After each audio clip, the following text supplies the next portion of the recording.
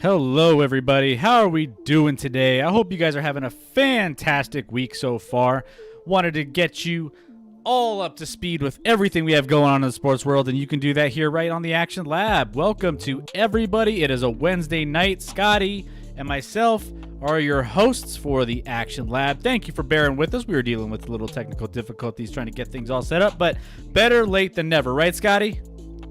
Yeah, and to be clear, I'm mostly the technical difficulty. No. There were some hardware issues, but a lot of it is me. So my bad, everybody. Had some issues with some stuff not working, and try to piece it all together at the last minute after getting the kids down. So sorry for the delay, but glad to be here now. Yeah, no, if we have to go a little overtime, we might. Who knows? There's a lot. By the way, so we're still letting people trickle in little by little, but we have one of the best shows we've ever done tonight, Scotty. We have a new segment. We're playing Deal or No Deal tonight, and we have some fun things in store for that.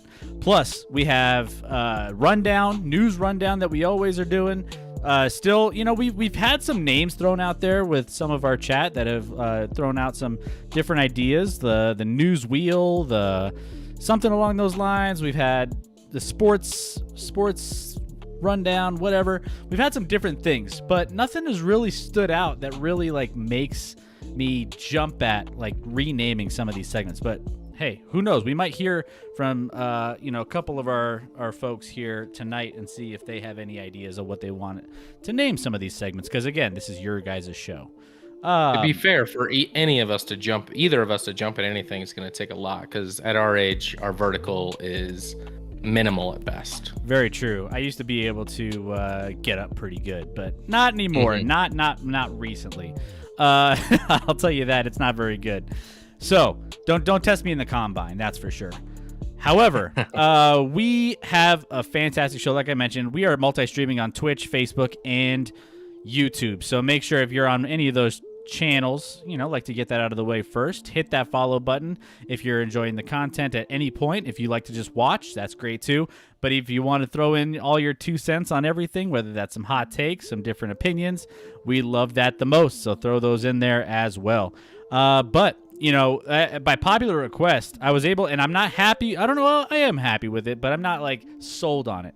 We have a breaking news sound effect now, Scotty, that we're going to be utilizing anytime we have breaking news during the show. You won't be able to hear this, I don't think. I was going to say, I don't actually know what it is, and I won't hear it. So fantastic. We're gonna do this on a couple things. So we'll test it out now with some actual breaking news that happened a little bit, maybe about an hour before the show broke. Before we jump into all our news rundown and the let's make a deal, we want to just jump in on this one first. So let's hit it. Whoa. Okay. All right. So I give a huge thumbs up, even though I don't know what it was. It's still not what. It's not that breaking news like. I don't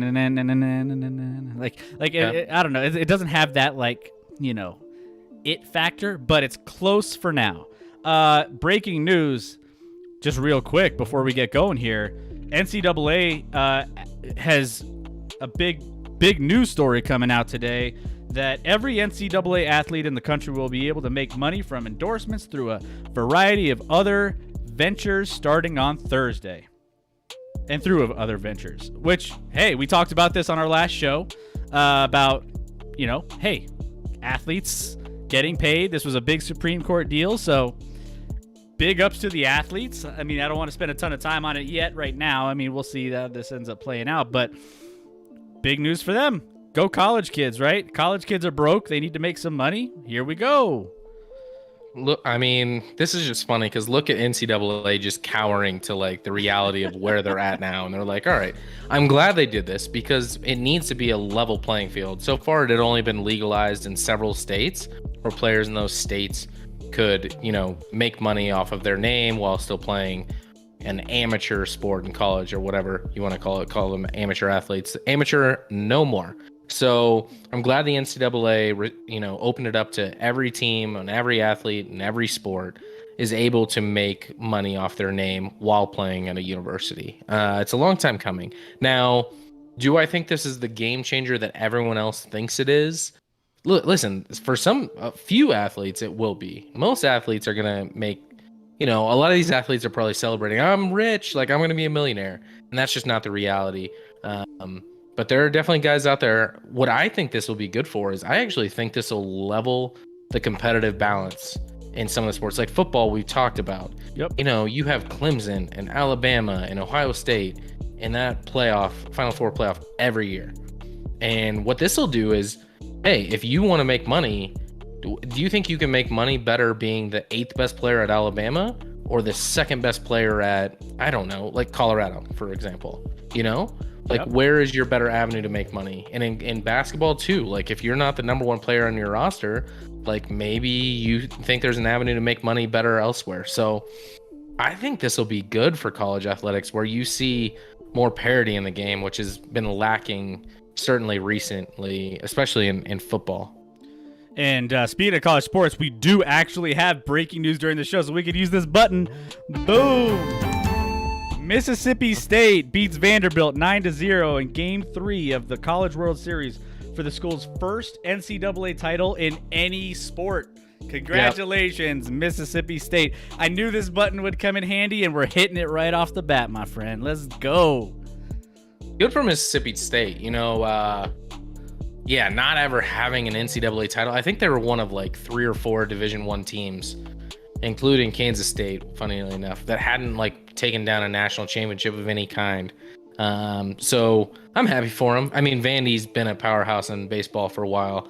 So to have a new team, there was actually a Twitter thread that was going on a couple days ago where it was these guys, Mississippi State fans, college students that were just waiting at the ticket office overnight. And they were updating every hour on what was happening, and security would come over and talk to them and want to kick them out. And they're like, no. And it was actually kind of entertaining and funny to watch. So this was actually the highest attended College World Series in Omaha in a long time. So people are ready to go. Yeah. People are ready to get back out there. We're getting back to normal in the sense of now people want to, are at the College World Series. I think Mississippi State being there and winning their first national championship certainly helped, but that's sweet. I actually wasn't following that game. So happy for Mississippi State.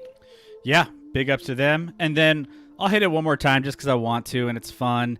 I think I might just hit it as the we need like an air horn or something. Like those I don't know. We'll figure something out. Is it still breaking news when it's our third one? Yeah, we got breaking. I just want to push the button again. Here, let's push the button one more time.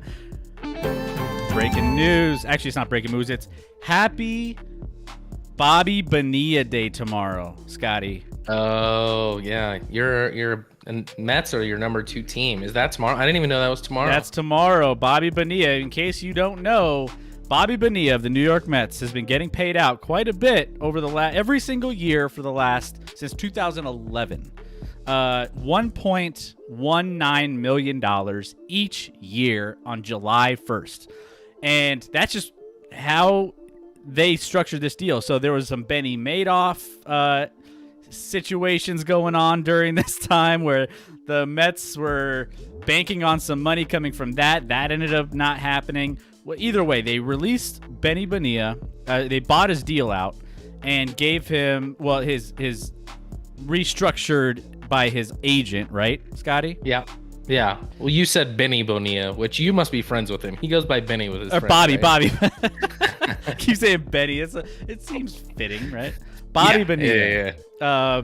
And his agent restructured this deal to where he gets 7% or 10%, 8% interest or something weird. Yeah. For the next however long. So over the lifetime, instead of paying him 5.9 million, he ends up getting like 28 million over the next until 2035, if I'm not mistaken. I mean, yeah, and this dude's it is 2035. He's 57 now. He's going to get paid till he's 73. 71? Math. Am I doing math there good there? Yeah. I don't know. I could be wrong. So, you want to talk about the cushest deal ever. Congrats to Bobby Bonilla.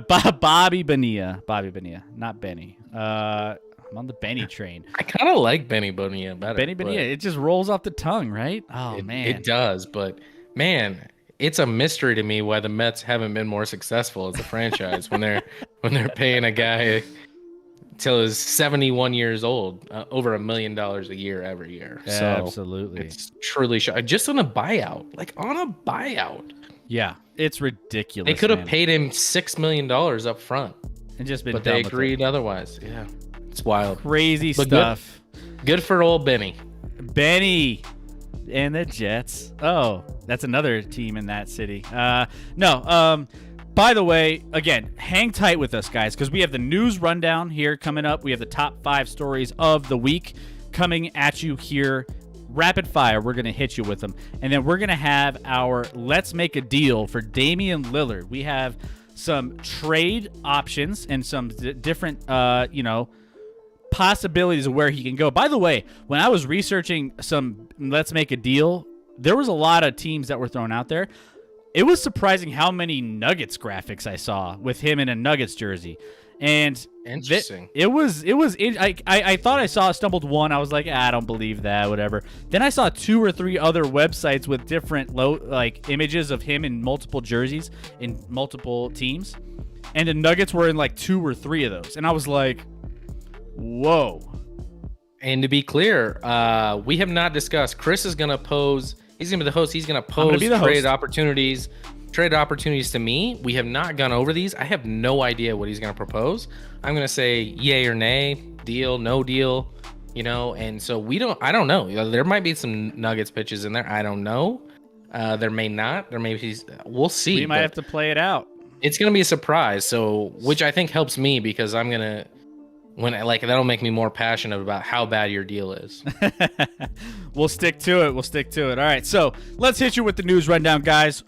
We want to jump into the top news of the day, and that is starting out with our awards for the NHL. So there were all the awards, I should say, that were released, and we got an idea of everybody. So, by the way, we also have in the upper right-hand corner of the stream chat, we have the score of the ongoing Suns and Clippers game, which currently right now Suns are still up, right? 58-52 with 2:51 left in the second. Really, really good game so far, but it could be a closeout one for Phoenix. Hopefully they can get things done here and close out the Clippers. They hope so because you don't want to go back You don't want to go to a Game 7 with the Clippers and give them the momentum. So we'll just throw that out there. But that's going to be a game we'll be keeping an eye on. We'll follow it throughout the course of the show. But the Professional Hockey Writers Association votes on the Hart, Norris, Calder, Selke, Lady Bing Awards across the NHL, because the NHL realigned its teams and only played within its 4 divisions. So, they reduced the voting body to 100 members for the 2020-2021 season, 20 voters for each division, and 20 at-large voters. So just a heads up, that's how this works. For all you hockey fans who weren't sure about what this came down to. Now, the Avalanche came up short in a lot of these. They had a lot of people in the running, came up short in a few of these, but some of them well-deserved, some of them maybe a little bit of a head-scratcher. But let's go through these real quick. So just to start out, Hart Trophy. Connor McDavid wins the Hart Trophy for the most valuable player, becoming only the second player in the 97-year history to win it unanimously. He placed first on all 100 ballots from Professional Hockey Writers Association. Previously, only Wayne Gretzky won the Hart unanimously back-to-back in 81, 82, also with the Oilers as well. So there we go with the Hart Trophy. Scotty, any ideas on that one? Well-deserved? Oh, yeah. This one, obviously, I'm not going to go against the unanimous vote that just occurred. He dominated in points this year. He was elite beyond anyone. Obviously, Nathan McKinnon was one of the 3 finalists, and Av for us. But no, I was not surprised. I think this was a layup with Connor McDavid.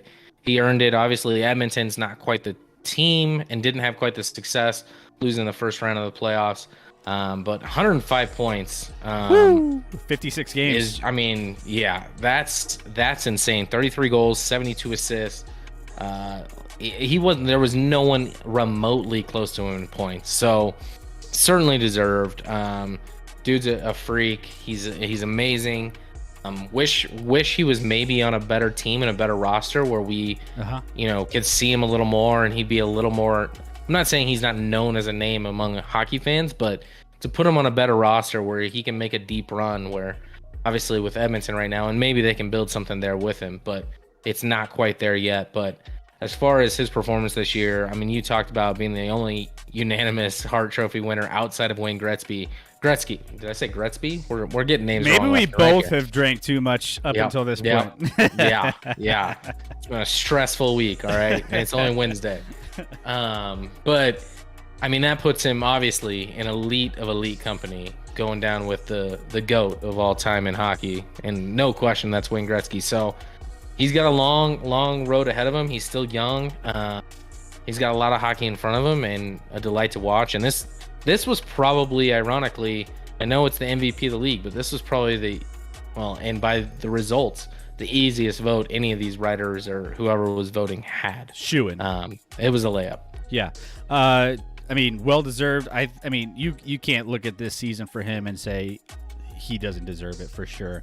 Coming in second here, we have Venza, the Vezina Trophy, which is the best goalie in the league, and that goes to Golden Knights goalie Marc-Andre Fleury. Won his first trophy, which is kind of interesting. I feel like I when I'm thinking back, I was like, oh, he had to have had one before. And over the 17 seasons in the NHL, even with Pittsburgh Penguins, this is his first time he had been nominated for the award. So he was named on 30 of 31 ballots, received 14 first place selections. He was up against the Lightning goalie Andre Vasilevsky and I'm butchering the names, and then Philip Grubauer of our Colorado. I was going to say Avalanche. you'll get the third name right. Philip, sure. Gruby, yeah. So they all finished in the vicinity, but yeah, Vegas Knights get a Veneza winner in the goal. I'm good with that one. I feel like it's a bit of a lifetime achievement award. I don't know that he was the best goalie for sure this year, no. But the fact that he hasn't won one before, and he's third in all-time wins in NHL history as a goalie. So for him not to have one yet, he's only behind Waugh and Brodeur in wins all time. So, happy, good for him. He deserved one over the course of his career with those kind of numbers for sure. So while I don't know if he was certainly the best goaltender this year in hockey, like I'm not going to argue it because the fact that he hasn't won one before is ridiculous. Yeah, no, I think that one you kind of got to lean it towards him with basically just I mean, Peyton Manning style of the goaltender position when it comes to the hockey NHL, I think it's well deserved in there. Now, next we have the Norris Trophy. New York Rangers defenseman Adam Fox captured the Norris Trophy as the NHL's best defenseman, finishing ahead of Cale Makar, Colorado Avalanche, hometown boy, and Victor Hedman of the Tampa Bay Lightning. You'll see a lot of the same names or same teams in this mix too, by the way. But yeah, New York Rangers defenseman Adam Fox. Fox was named 99 out of 100 ballots, including 40 first-place selections. Makar was the top choice of 31 voters. So Fox was the second defenseman in NHL history to win the Norris in his first or second NHL season after Bobby Orr of the Boston Bruins in 1967-68. This was Fox's... I remember that year. You Bobby remember? Orr It was a good year. Real good. Yeah, great year. This was Fox's second NHL season, both with the Rangers. 23-year-old, so he's still young, still really solid player. I mean, great talent. So the Islanders are really, really happy with this guy. But he finished first among defensemen in assists with 42 and second in points with 47. Yeah, 23 years old, huge career ahead of him. One of the best offensive defensemen in the game, certainly this year, and the youngest to win it as a defenseman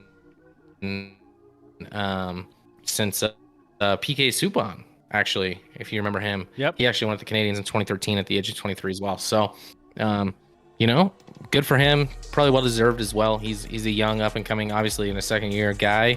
He was fourth in the Calder Trophy for Rookie of the Year last year. So, back-to-back good solid seasons for him, and well done. Yeah. Next we have Rookie of the Year, Kirill Kaprizov. So he ended up finishing ahead of Dallas Stars forward Jason Robertson and Carolina goalie Alex Nedeljkovic for Rookie of the Year honors. The Minnesota winger had 51 points in 55 games, including 27 goals. Now, with that, there was a little controversy in the sense that his candidacy, he's 24 years old right now. He's 6 seasons playing in Russia's Continental with a K hockey league before joining the NHL. So that wasn't reflected in the voting, obviously, because he ended up winning. He was a near unanimous winner, receiving 99 out of 100 first-place votes. And 1 second choice selection. He earned the highest percentage of first-place votes in Calder balloting since 92-93 when Winnipeg Jets forward Teemu Selanne was the top choice on all 50 ballots. Teemu Selanne, ex-Av as well. But this is kind of interesting because this is kind of like if for instance, Capazzo for the Nuggets ended up winning Rookie of the Year. You know what I'm saying? It's like, I get it. I see, like, he's been around a little bit, played in some big-time leagues before this, and this is kind of first go-around in the NHL, so I get it. But, I don't know. I mean, I don't know if it bothers me as much as some other people, but... Yeah, I mean, I think, listen, he had the best season of any rookie out there. It's a matter of, is the vote for who had the best season that's labeled as a rookie, or is the vote for who has the most upside moving forward? Because he probably doesn't have that. He's probably not the biggest upside player in the rookie class. But what he did, he had 27 goals. Let's keep in mind, we just talked about Connor McDavid. I know he had a lot of points, but he only had 33 goals. So he wasn't actually that far behind Connor McDavid, the Hart Trophy winner, MVP of the league, in actually goals scored this year. So, great first season for him. 24, we're acting as if that's ancient, but it's not. And actually, the Wild as a team greatly overachieved this year, and he was a big part of that. Like, no one expected the Wild to do what they did. They, finished third in our division this year with the Avs, behind the Avs and Vegas Golden Knights, and then took the Vegas Golden Knights to 7 games in that first round series. So they're an up and coming team that's going to be dangerous for a while. and he's going to be a big centerpiece of that. So well deserved for him. Yeah, no, absolutely. So obviously, these are kind of the big time winners, but we also have some previous winners that were announced earlier on prior to yesterday's broadcast, and that was Florida Panthers center Alexander Barkov won the Selk Trophy for Best Defensive Forward. Carolina Hurricanes defenseman Jacob Slavin won the Lady Byng Award Memorial Trophy for gentlemanly play. Sounds like a tennis style award, right? Yeah. And I haven't realized until this year, but what I'm realizing is hockey has too many awards. They have too many. It's like I get it, but it's too much. Rod Brindamore of the Carolina Hurricanes won the Jack Adams Award for Coach of the Year. So big ups to him for taking the Hurricanes to where they did this season into the playoffs. Lou Lamoriello of the New York Islanders snagged the Jim Gregg General Manager of the Year award for the second straight season. I mean, look at what the Islanders did this year. They were one game away from getting to the Stanley Cup Finals. I know. So big ups to Big Lou in New York for for getting them almost to the ship. Boston Bruins center Patrice Bergeron won the Mark Messier NHL Leadership Award. So there you go. Mark Messier, by the way, shares a birthday with yours truly. October 29th. Big ups, happy birthday here in a couple of months to Mark Messier, i.e. October. And then Nashville Predators goalie Pekka Rinne was given the King Clancy Trophy for best who exemplifies leadership qualities off the ice. So there's that one. Flyers forward, so well deserved. Oscar Lindblom was named the winner of the Bill Masterin Memorial Trophy for perseverance and dedication to hockey. I feel like those last three awards are like all the same, right? I don't even. They have a most outstanding player, which went also to Connor McDavid. I don't know. It gets weird, and the names they're named after, and yeah, like a dedication to hockey and a humanitarian, and an NHL Leadership Award. Like, hey, how do you that? Canada wants to give awards to everyone, right? So it kind of makes sense. Like, yeah. So congratulations to everybody here. Hey, well deserved. But we got some juice coming up next, though. We got some juice, and you know what? I'm excited because we have some turmoil in Dallas. And this was kind of an interesting story because, I heard these rumors that were, there were some things. We had Rick Carlisle, who ended up going his own separate way. You had Donnie Nelson, who ended up leaving, and there was some circumstances around that because Luka really loved Nelson quite a bit in Dallas, and he was kind of the one that, got him excited about Dallas, recruited him a little bit in a sense that they were really close, right? So now we have some reports that there is some trouble in paradise with a duo that we thought initially was going to be one of the best duos in the NBA. I kind of pumped the brakes on that early on because of just the injury history of Porzingis. But we have some drama, guys. Luka and Kristaps Porzingis have some problems with each other. Now, we've had some teammates in the past, big-time teammates that have had issues with it, with Shaq and Kobe. We had Ray Allen and Rajon Rondo. We had Jason Kidd and Jimmy Jackson.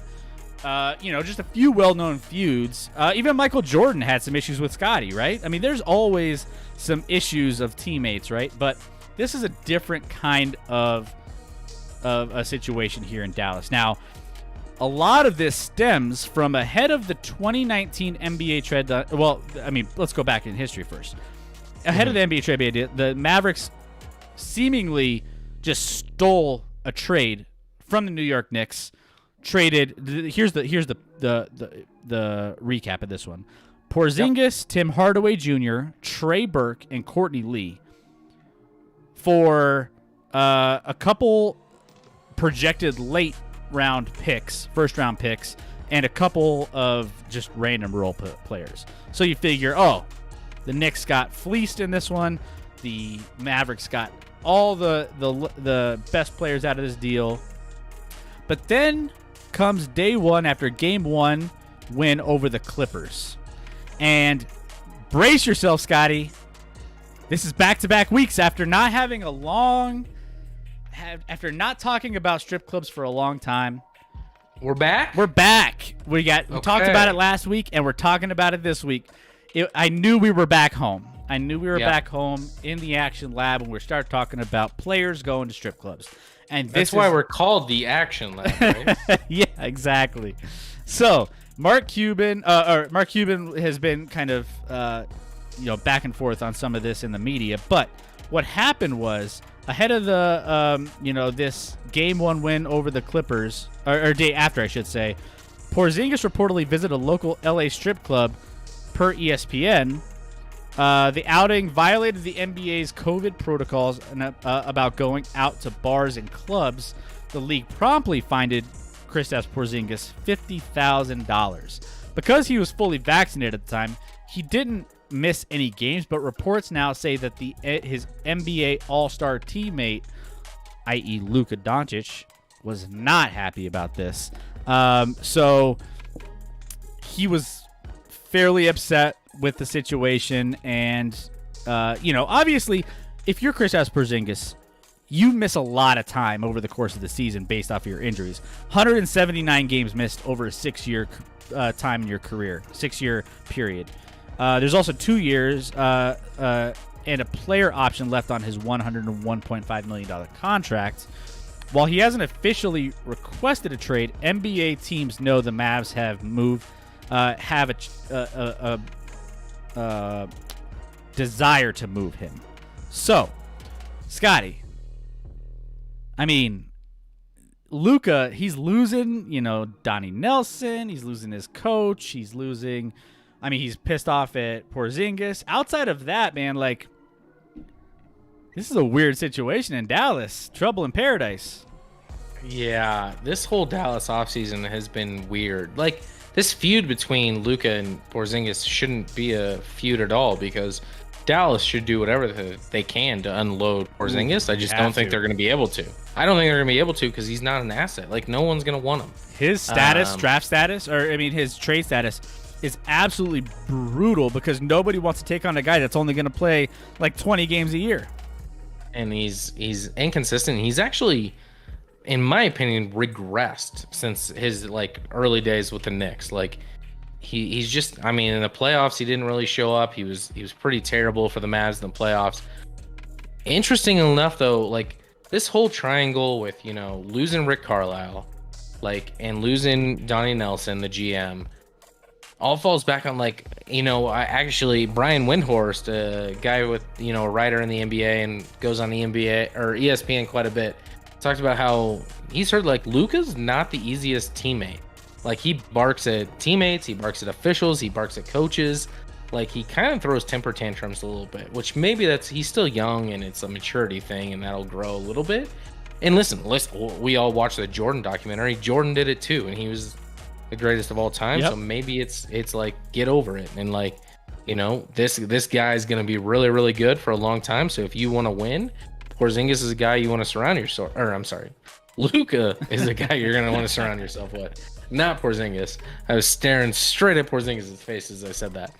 But this whole thing is weird. Obviously, Donnie Nelson, it sounds like didn't want to leave the team, but there's this guy that was hired, this Bob Vulgaris, so essentially as a big decision maker on the team, and it sounds like Luka doesn't like him, and he's hard to talk to, and the players don't like him.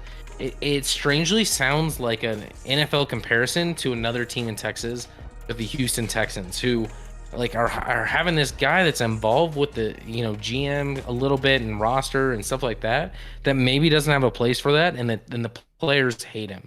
So listen, I've watched Shark Tank. I like Mark Cuban on that show. We all do. Enjoy him, but what's he doing? Read the room a little bit, man. Why are you letting this guy allow you to lose your GM, lose your head coach? And it's not Rick Carlisle wasn't looking to just take a break, because he's already a head coach of another team in the NBA. So, and to leave a guy like Luka is telling. When you're a head coach, you want to stay with a guy at his age with that talent. As a head coach, you're I'll build around him. I can work with that. But he left. He left to a situation that's probably not as good. So there's weird things going on in Dallas. Let's see. I don't know if they'll be able to figure it out. But they're going to have to, because they need to. They're basically at Luka's mercy, though. Like, they have to bow to Luka. They have to figure out what Luka wants. And that's somewhat the problem with NBA basketball these days, is that you just have to cater to your top player and make sure he's happy so that he doesn't leave. Oh, I mean, seeing this. They have too much control. Yeah. I mean, Luka, you got to make sure you generational talent. You got to make sure you're making happy at some level, right? Like, you just have to, right?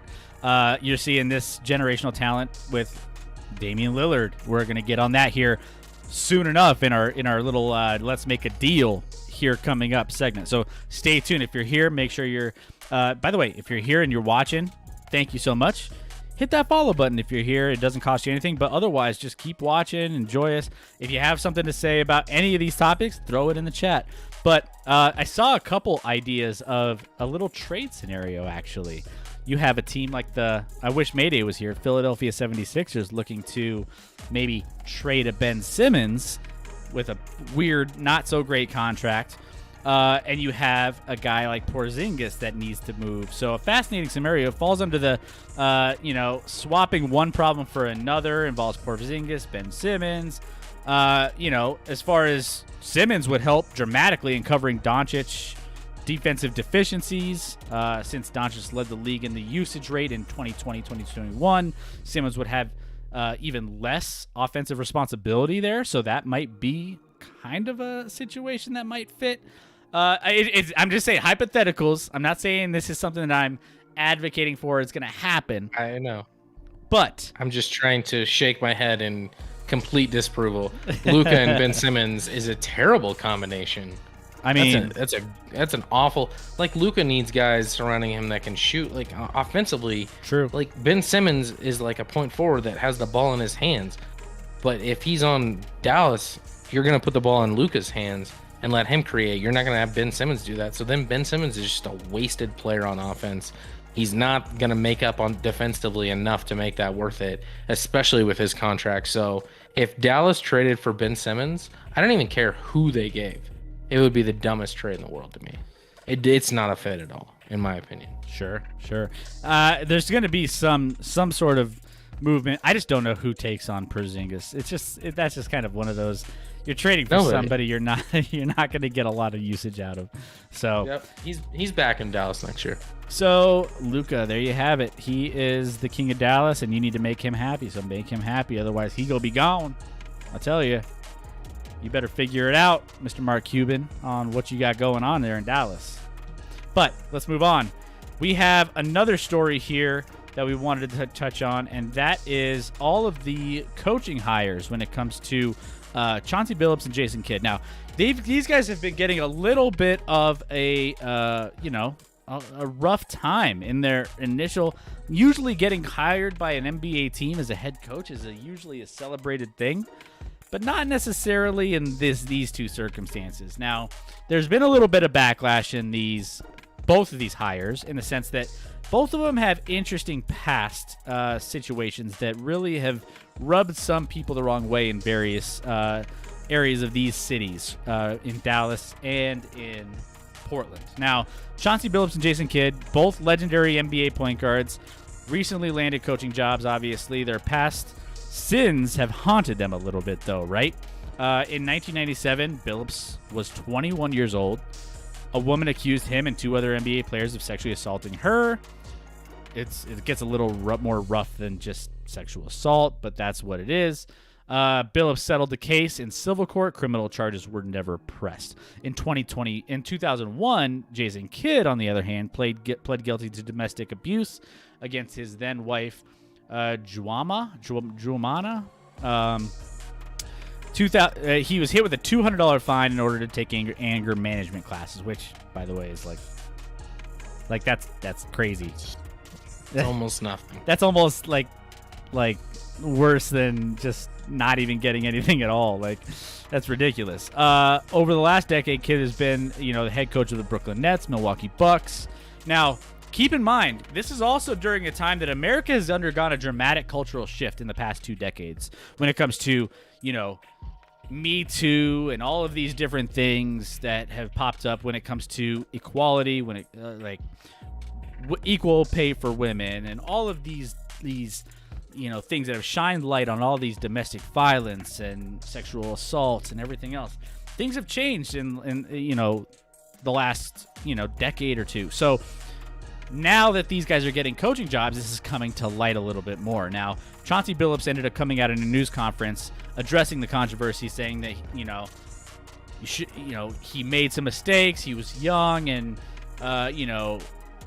those decisions have really shaped how he is now with his current wife and his daughter, and so on and so forth.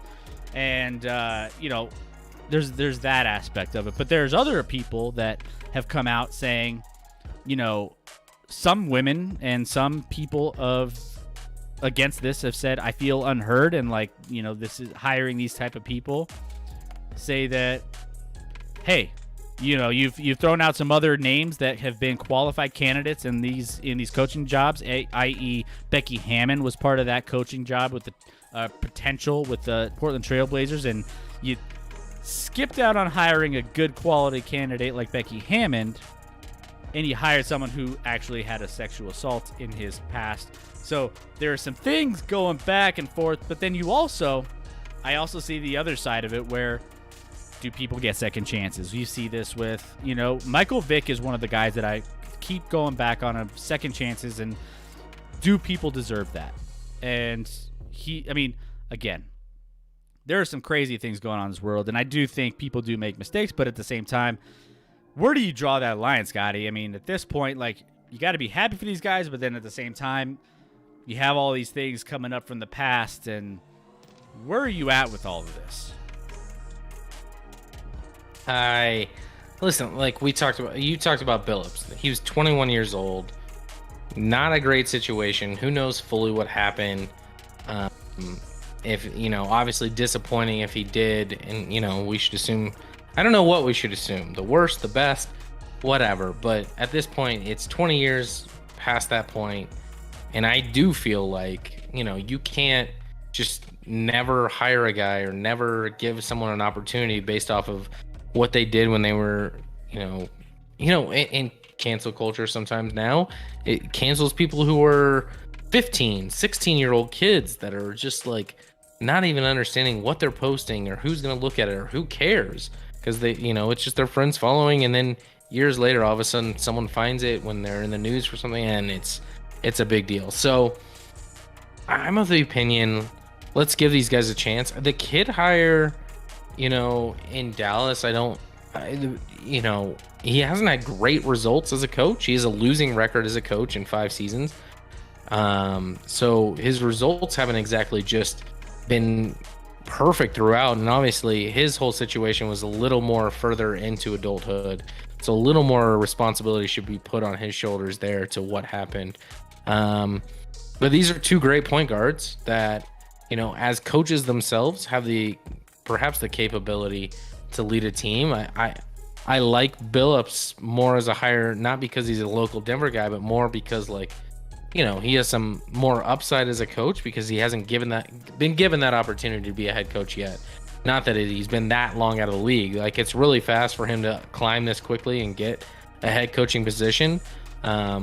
I'm sure he has thoughts in mind to how to make Damian Lillard very, very happy as a Trailblazer, but we're going to talk about if he can't do that. So a little later. I don't know. I'm of the belief that, you give people second chances. You believe in the best. You believe that people will make mistakes, as everyone does. And yes, some of those mistakes are terrible and worse than others, but you can't just bury a person forever based off of one action or one mistake that may have occurred, in my opinion. Yeah. So we'll see how they are as head coaches. Obviously, like I said, Kidd hasn't had great results. We'll see what happens here in Dallas with all that turmoil we just talked about. And Portland's going to be turmoil as well, because that team needs to do something to change, because it's not working.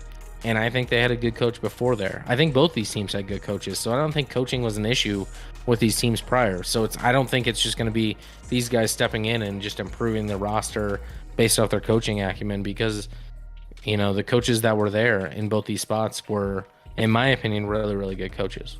Yeah. No, 100% agree. Again, I come back to Michael Vick, man. Like, Michael Vick made a pretty crazy mistake when it came to the dog fighting and everything else. And he's done more for dog fighting and like prevention and like, all these different things since then. He's come back to the NFL. He was a leader in trying to advocate for all of these initiatives and dog fighting rings and everything else. So like, man, like, you got to give, like, they have a platform and they have an ability to make changes. And I don't know, I think you can give these guys, after 20 years, give them a little bit of like some sort of something back to them to make up for what they've done.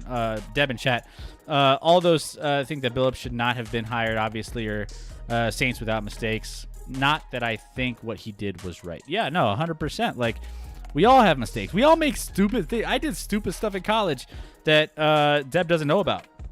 That maybe she won't. I don't know. Yeah. Nothing crazy, I promise. But yeah, like, we all make mistakes at some level, and if you're not able to come out of that with some sort of remorse and some sort of, I want to make up for this, like, then what do you have left at that point? So we'll see what happens. But hey, this is where we're at with this one. We'll see how this unfolds as they go into their seasons and how successful they could be as head coaches in these new cities. So we'll see what happens. Yeah, to be fair, I actually didn't even know that this whole Billups history until he was up for a head coaching job. Like, as a player in his career, I felt like it was never talked about. Never. I didn't even know. I didn't know about this, which maybe it's good that we can hear about it, but at the same time, we can appreciate that someone can change and someone can adapt. And like, I don't know. And, I just think give him that opportunity. He seems to be a good guy through and through at this point, and leave it up to the team to, like they said, Portland said they were aware of the situation. They vetted that situation and they felt comfortable after vetting that with hiring him. So they did more research than any of these internet people are going to do as far as getting the direct knowledge of what happened in that situation. So let's allow and trust that they're making the right decision and not jump on this guy based off of something he did when he was a college age kid. Yeah, 100%. But let's move things on to the Euro 2020. Now, we've been updating everybody on Euro 2020.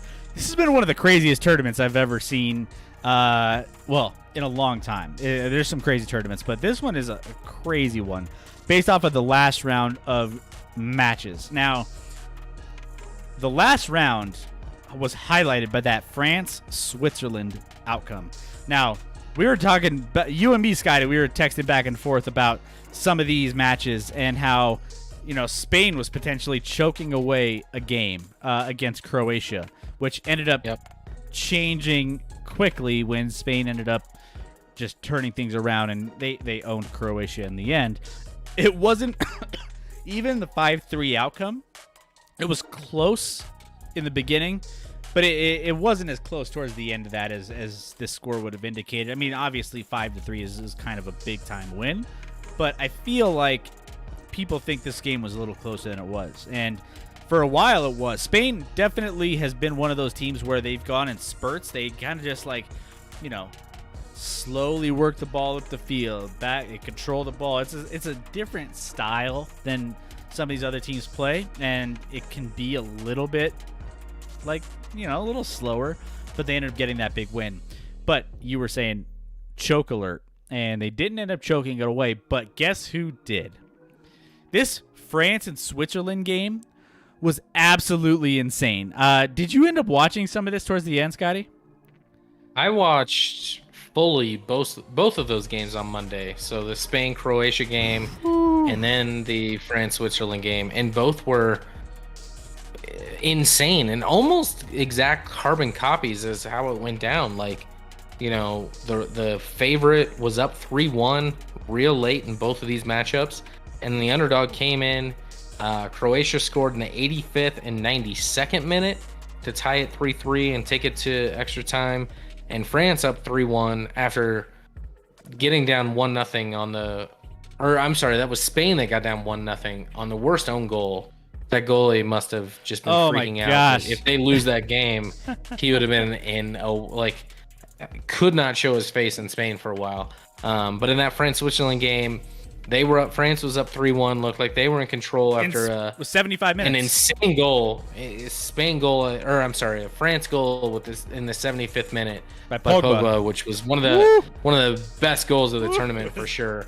And the only reason, listen, I'm not like a France fan. I keep saying Spain, France fan necessarily, but I love watching Pogba play. So I'm gonna actually miss him quite a bit in this tournament because he's a center fielder. That was my, I was a center midfielder.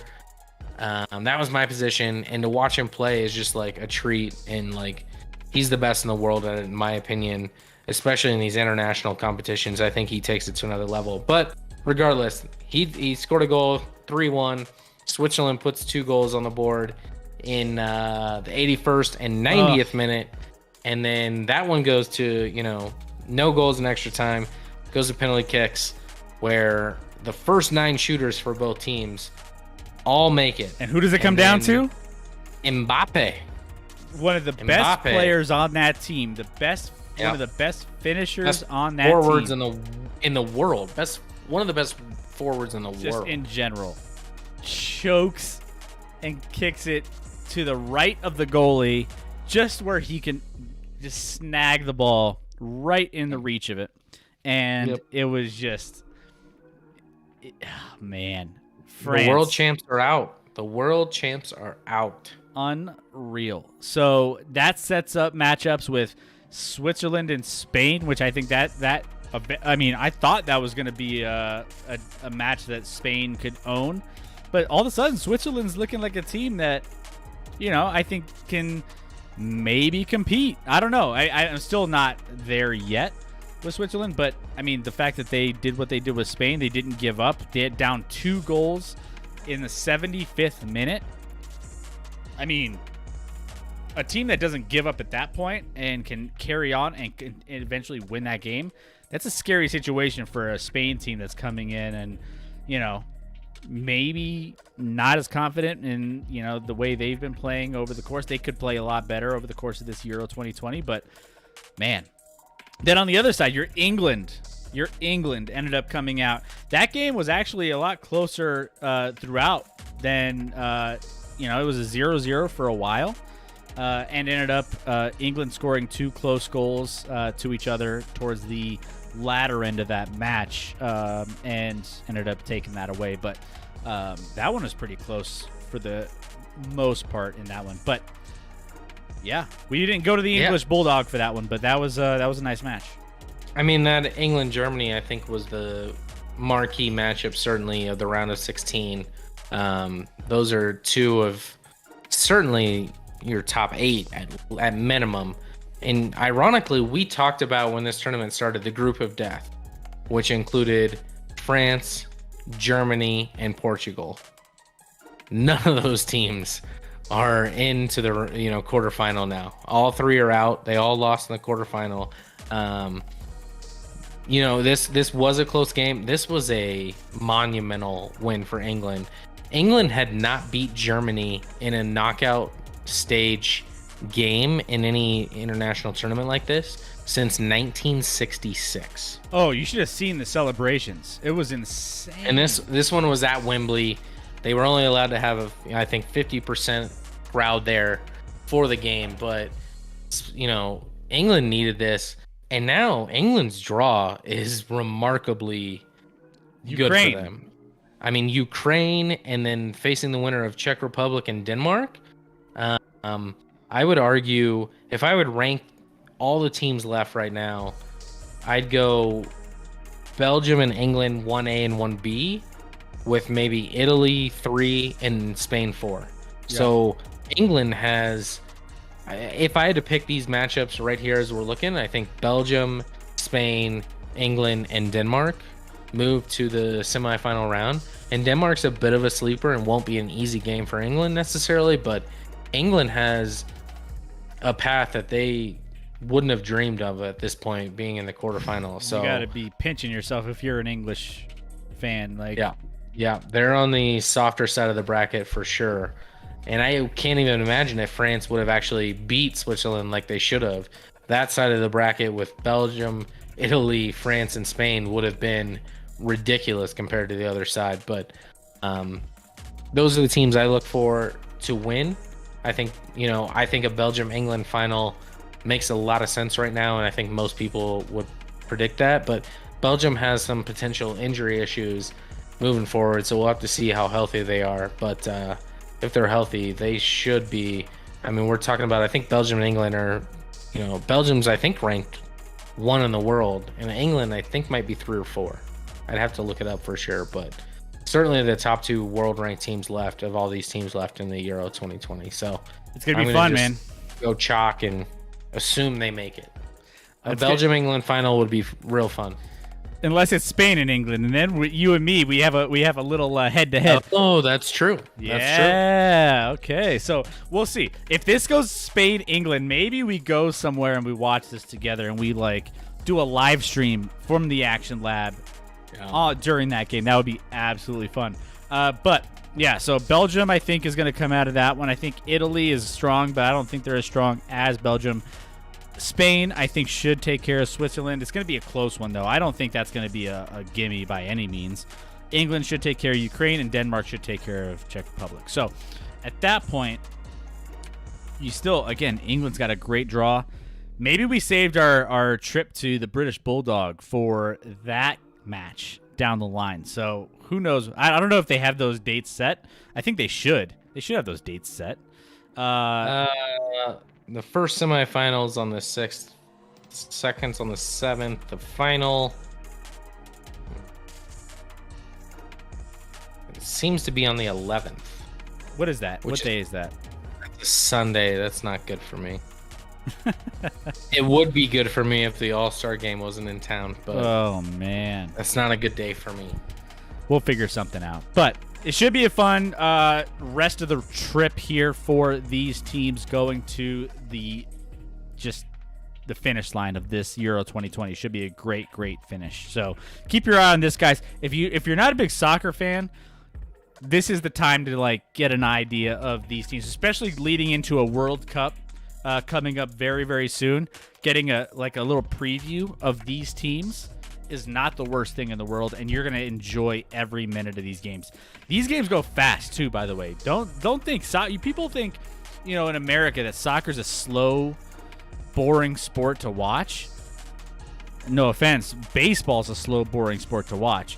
Soccer is a different style, man. You watch some of these teams play, it's like magic. So watch this, guys. I promise you won't be disappointed. But on to the next one, though. We want to get to our final segment here, but first we want to cover one more topic here on our news rundown, and that is the NBA postseason. Now, we had a huge first of all, we have a game going right now. Phoenix is looking to close this one out. Third quarter, 6 minutes and 42 seconds left in the third. 80-67. This is a blowout right now. It's not even close. And the Suns are running away with this and should represent the Western Conference in the NBA Finals. Now, the Phoenix Suns, honestly, based off of what we're seeing in the Eastern Conference Finals, I think the Suns win it all this year, man. Based off of the injury, unfortunately, to Giannis last night. Welcome aboard. Oh, man. So this changes. A healthy Giannis changes things. Did you see that injury last night? I not live, but I saw it after the fact. I was working, but yeah, it wasn't good, man. I was watching it live, and I saw it. I saw it buckle under that when he went up for that rebound, and oh man, just the hyperextension of that. I don't know how bad that is. Obviously, you have the Twitter doc. I got the Twitter doc, and he was a little slow. Once I heard about it, I let me search, and he hadn't responded yet. But he was right on the money when he did respond, which was last night. He said He's done. He said, I think he's avoiding an ACL injury or anything like that requires surgery. But he's certainly done for this round and the entire playoffs. Like, he's not coming back. Which puts a nail in the coffin for the Milwaukee Bucks. It's done. Yeah. I mean, I would suspect so. Guy has won 2 of the last 3 MVPs, so gonna be tough to rebound from that. But maybe every other good player on all the teams will get hurt as well. Now, here's the thing, though. If Trae Young was healthy, now Trae Young missed the previous game as well because of an injury.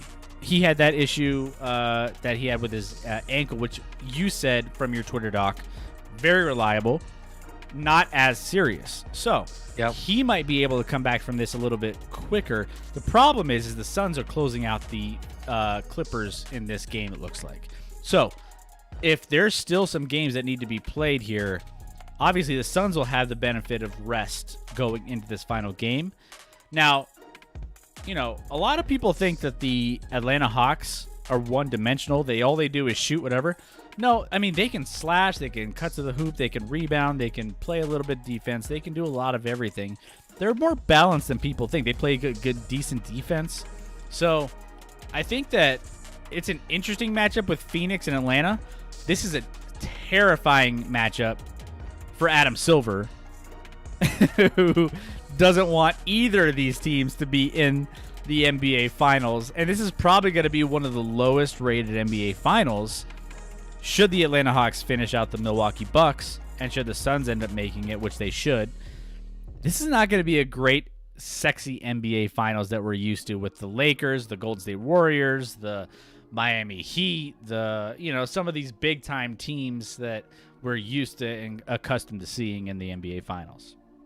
Yeah, there's not the star power. I'm fine with it not being the same team. Like, I'm actually thrilled about it not being the same team. The problem is the teams that potentially are going to be there, now that Giannis is out for the Bucks, like, where there's not a ton of star power and there's not a ton of names. Like, if Atlanta does win the series against the Bucks, which I actually don't think is a foregone conclusion, and I would dump money on the Bucks in Game 5. Really? Okay.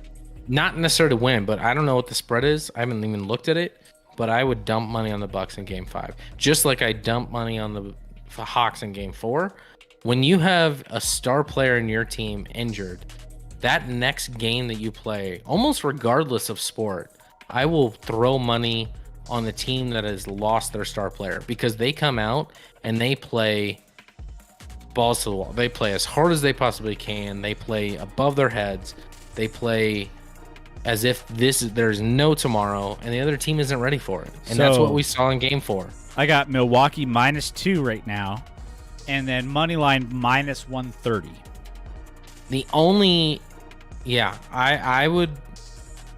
I would take the Bucks. I would take the Bucks. Bucks -2 or moneyline -130. I think take them at 2. I think the Bucks win that game. I really do. I think the Bucks win Game 5.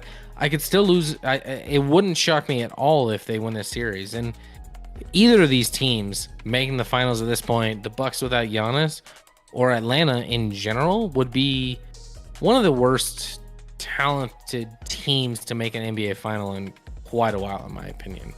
There's just not a lot there. Like, obviously, there's been some injuries this season. Obviously, you look at Brooklyn with the Harden and Irving issues. They would probably be representing the East if those things didn't occur. You look at, obviously, Trae Young now missing games. Embiid was hurt a bit. Anthony Davis for the Lakers. Obviously, Kawhi for the Clippers. Jamal for the Nuggets. For the Celtics. Who am I drawing a blank on for? Cal for the Celtics. They got hurt right before the playoffs. Jaylen Brown for the Celtics. Like, the Brooklyn Nets missed out on Kyrie. Yeah, Kyrie and Harden. Yeah. I mean, it's like everybody. All the All-Stars are hurt. It's just like the season, right?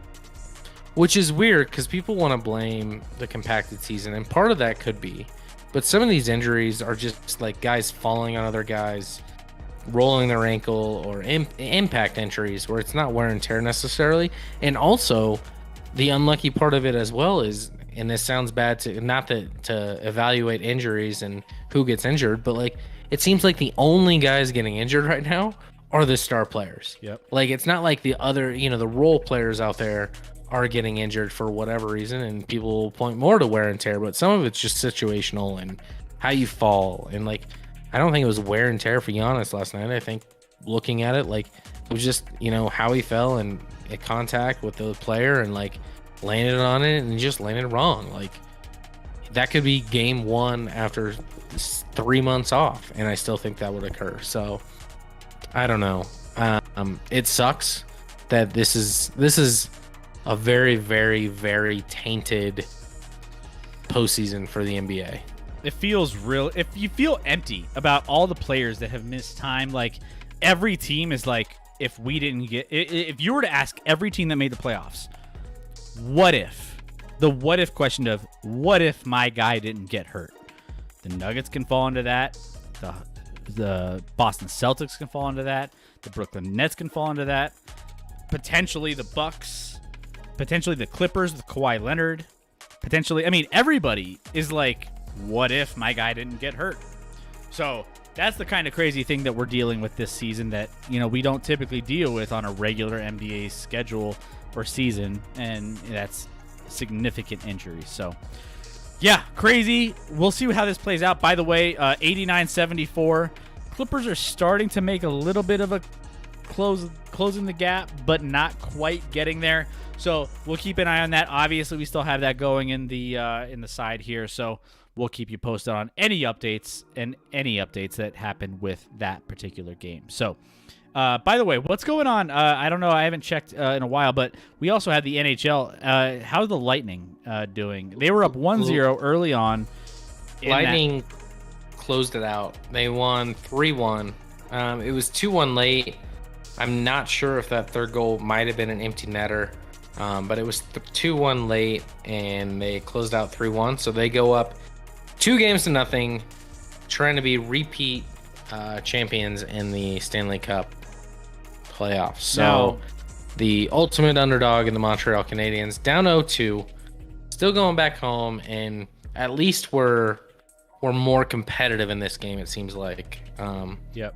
Which is a good thing moving forward after they got handed themselves a little bit in game one. They weren't ready. Tampa's rock solid. And clearly matchups make a difference, because I still can't figure out how Vegas lost to Montreal. It's a matchup thing you mentioned last time, though, right? I think it's a matchup thing. I really, really do. But this game, you look at it, Tampa won 3-1. Shots were 43-23 in favor of Montreal. So Montreal's playing really, really good hockey. Probably deserved to win this one. Didn't get it done. I wouldn't quit on them yet. No, I actually I bet the under 5.5, so I'm happy on that. I'll take that. There you go. I hit it. So I made a little bit of money tonight, so that's great. I have a couple other MLB bets and things going on, but that was one of them. So I'm glad that they're keeping it a little more competitive, keeping it, that sort of thing. So big ups there. So let's do it. We are here. We have teased this all night long, and we want to make sure. Let's make a deal. What do you think, Scotty? You want to play a little game? Let's play a game. Play a little game here. Let's play a little game here. Now, this is a brand new segment that we haven't rolled out quite yet, that we've been wanting to for a little bit. And hey, this is tonight's the night. If you guys love it. By the way, chat's a little quiet tonight, Scotty. I feel like, hey, just throw out some emotes if you have some emotes. Throw out some fun, facts or fun, just anything you got on your mind. Like, I want to hear those. I want to hear the chat start rolling off. This has been one of the quietest chats we've had in a while, and I want to make sure that we're getting people involved, Scotty. I think we're pretty good about following through in the chat if anyone has anything on their mind. It doesn't even have to be fully on what we're talking about, we're going to read it. We're going to address it. We love to have that interaction, and that makes our show more fun for us. So if you're out there and you have something on your mind that you want to chime in on, please do, because I'm getting close to having a conversation with myself in the chat, and no one wants to see that. By the way, 89-82, as you can tell, Clippers are starting to close the gap at the end of the third. So don't look now. Things are getting a little bit dicey when it comes to the Phoenix Suns holding this lead. So just a heads up there. But we have our let's make a deal right here. So deal or no deal. How this is going to work is we are going to go through. Obviously, Damian Lillard's not happy with what his situation is necessarily. He's not happy, but he's not happy. But this has opened up the door this past week to a lot of different trade opportunities, whether that's the Lakers, the Golden State Warriors, the New York Knicks, you name it, Dallas Mavericks. Everybody's in the mix. This is kind of one of those all-in, like we want Damian Lillard because he can change the course of our future real quick. And it's Dame time, right? So we want to see what your guys' thoughts are. And what we're going to do is we're going to spin the wheel. You're going to hear the slot machine rolling. All the sound effects. We're going to have everything. Slot machine's going to roll. It's going to land on a particular potential trade. I'm going to offer that trade to Scotty as a Damian Lillard, as the Portland Trailblazers. And you're going to tell me whether or not, you're just going to tell me whether or not that trade makes sense, if you would accept that trade. So am I the GM for Portland here? Or am I just saying who that trade favors? Well, let me be the GM. I'll be the GM for Portland. Let you be the GM, and I'll offer you some trades here. How about that? Okay. All right, so let me pull this up here. We're going to spin the wheel, and we're going to see what you decide on these trades. So let's play the game.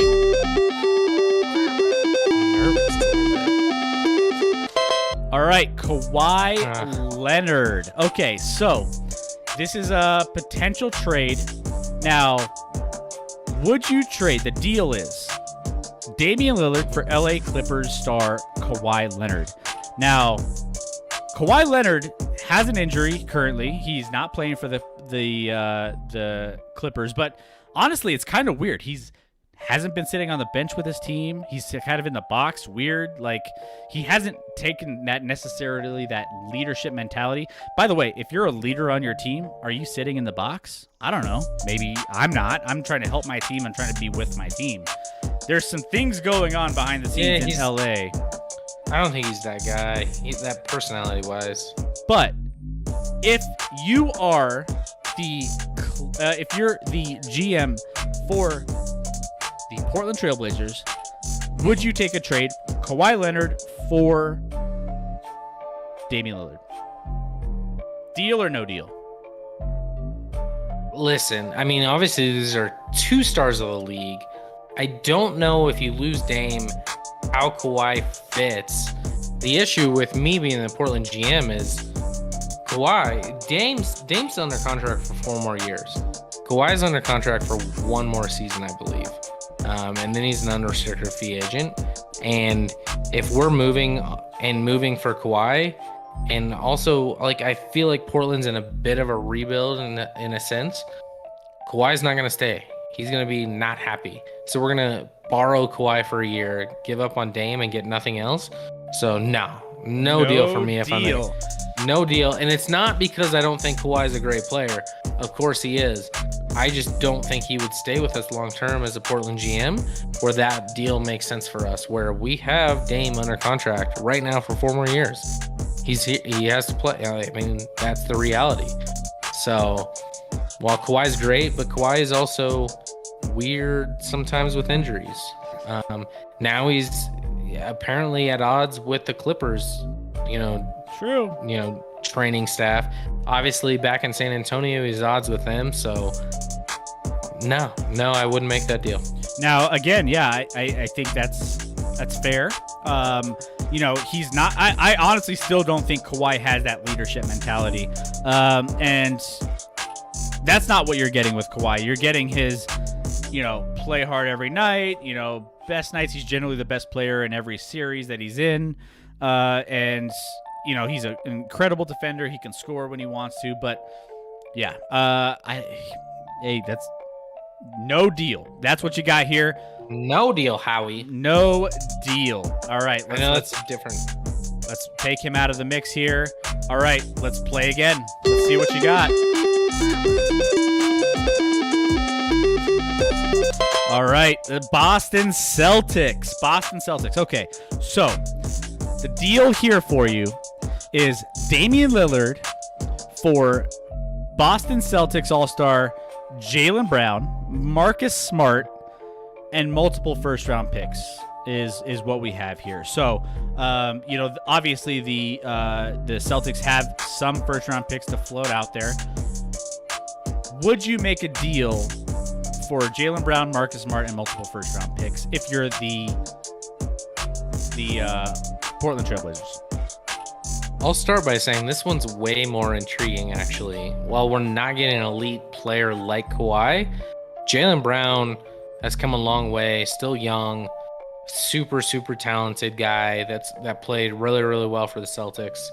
Marcus Smart is a gamer. Like, I like Marcus Smart. If you think you're a playoff team, I don't know if I love Marcus Smart, the regular season guy, but I like Marcus Smart in the playoffs. He will play dirty on defense. He will give you everything he's got. He's a bit of a flopper and takes probably too many three-point shots for his actual skill level on offense, but I like Marcus Smart a little bit. You throw in multiple first-round picks, this one's way more intriguing to me. This one's hard in the sense, like, as a GM, I'd have to gauge, like, hey, Damian, where are you at? How unhappy are you with our team? Because this is one, depending on where the picks are, and if it's obviously multiple being at least 2 first-round picks, I might pull the trigger. I'll say deal on this one. I'll say deal on this one. We have I kind of like this one. If Damian's not happy and you're rebuilding in Portland, which they need to do, this isn't a bad haul. I kind of like it. Boom, we have a deal. You can build off this. So, Boston Celtics, if you're listening, throw this out there because you could potentially have. And now Boston has a Lillard Tatum combo at least to work off of, and that's one of the better 1-2s in the league for sure. Now, keep in mind, Jaylen Brown is only 24. He's gotten better every year. He's averaged 25 points. Marcus Smart is only 27. Tremendous defensive player. His offense is, slightly spotty, right? But the Celtics have a first-round pick in 2022, 23, 24, and 25. Like, they have some picks, right? So if I can get 2 of those, Jaylen and Marcus Smart, I can start to solve some of those issues that you have, plus get a little bit younger with some draft picks that could potentially pan out. Hey, this is a smart deal if you're the Boston Celtics, right, Scotty?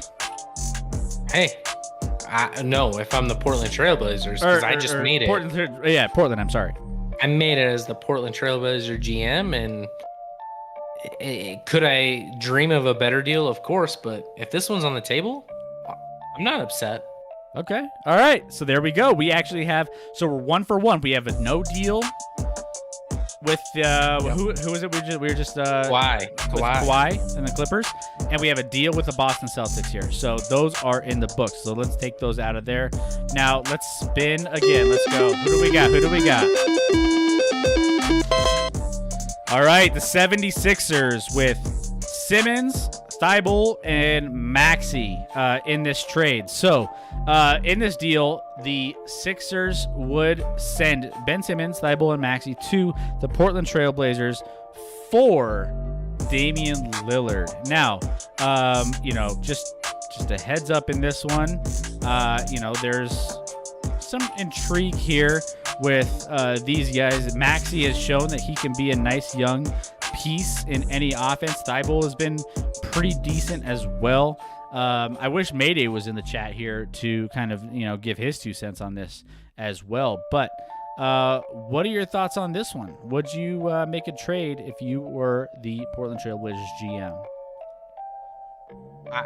I like myself as a GM and I want to keep my job. It's really, really hard to trade a player like Damian Lillard for a guy that's just in the doghouse throughout the league right now, and Ben Simmons, a guy that obviously didn't show up to the capability, and he has issues right now. I think a lot of it's mental with that shooting and those free throws. There's a mental problem that needs to be fixed with Ben Simmons, because there's no way he doesn't shoot enough free throws in practice. I guarantee in practice he's probably making over 70% of his free throws. He gets in the game situation and he can't get it done. You can't, as a GM, trade Damian Lillard and get back Ben Simmons as the top player in that deal. You can't. I don't care if Damian Lillard's saying, I'm going to be Aaron Rodgers and I'm going to hold out. I'm going to let him hold out if the best I'm getting back. And these other two pieces are just guys, in my opinion. There's nothing there with Tybal and Maxey where I'm excited about those players added to my roster. They'd be contributors, but nothing that I'm trading Damian Lillard for. And you can't touch Ben Simmons. This one, worst deal so far, in my opinion. No deal. No deal. All right. So you're sticking with Damian Lillard on your team. Mayday would send him your way for free. This one would be way more intriguing if it was maybe for McCollum. Then I would think about it. Okay. If I'm the Portland GM. Interesting. Okay. All right. Yeah. Deb in chat, Mayday would send Simmons your way for free. A lot of people in Philadelphia would. But again, to your side of things, now a lot of these guys are defensive guys, world-class defenders.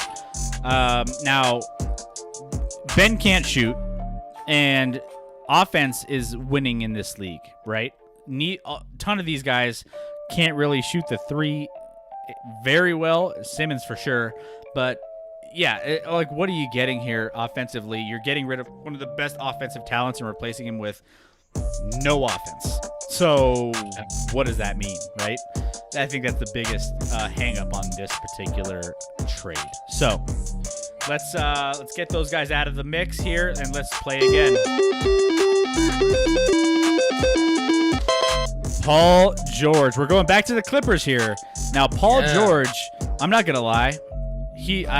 The way he's been playing and the appreciation he's been getting, or not lack thereof, hasn't been exactly great from the Clippers. And honestly, I don't know. I feel like maybe this could be an option for a trade. But what are your thoughts here? LA Clippers trading Paul George for Damian Lillard straight up.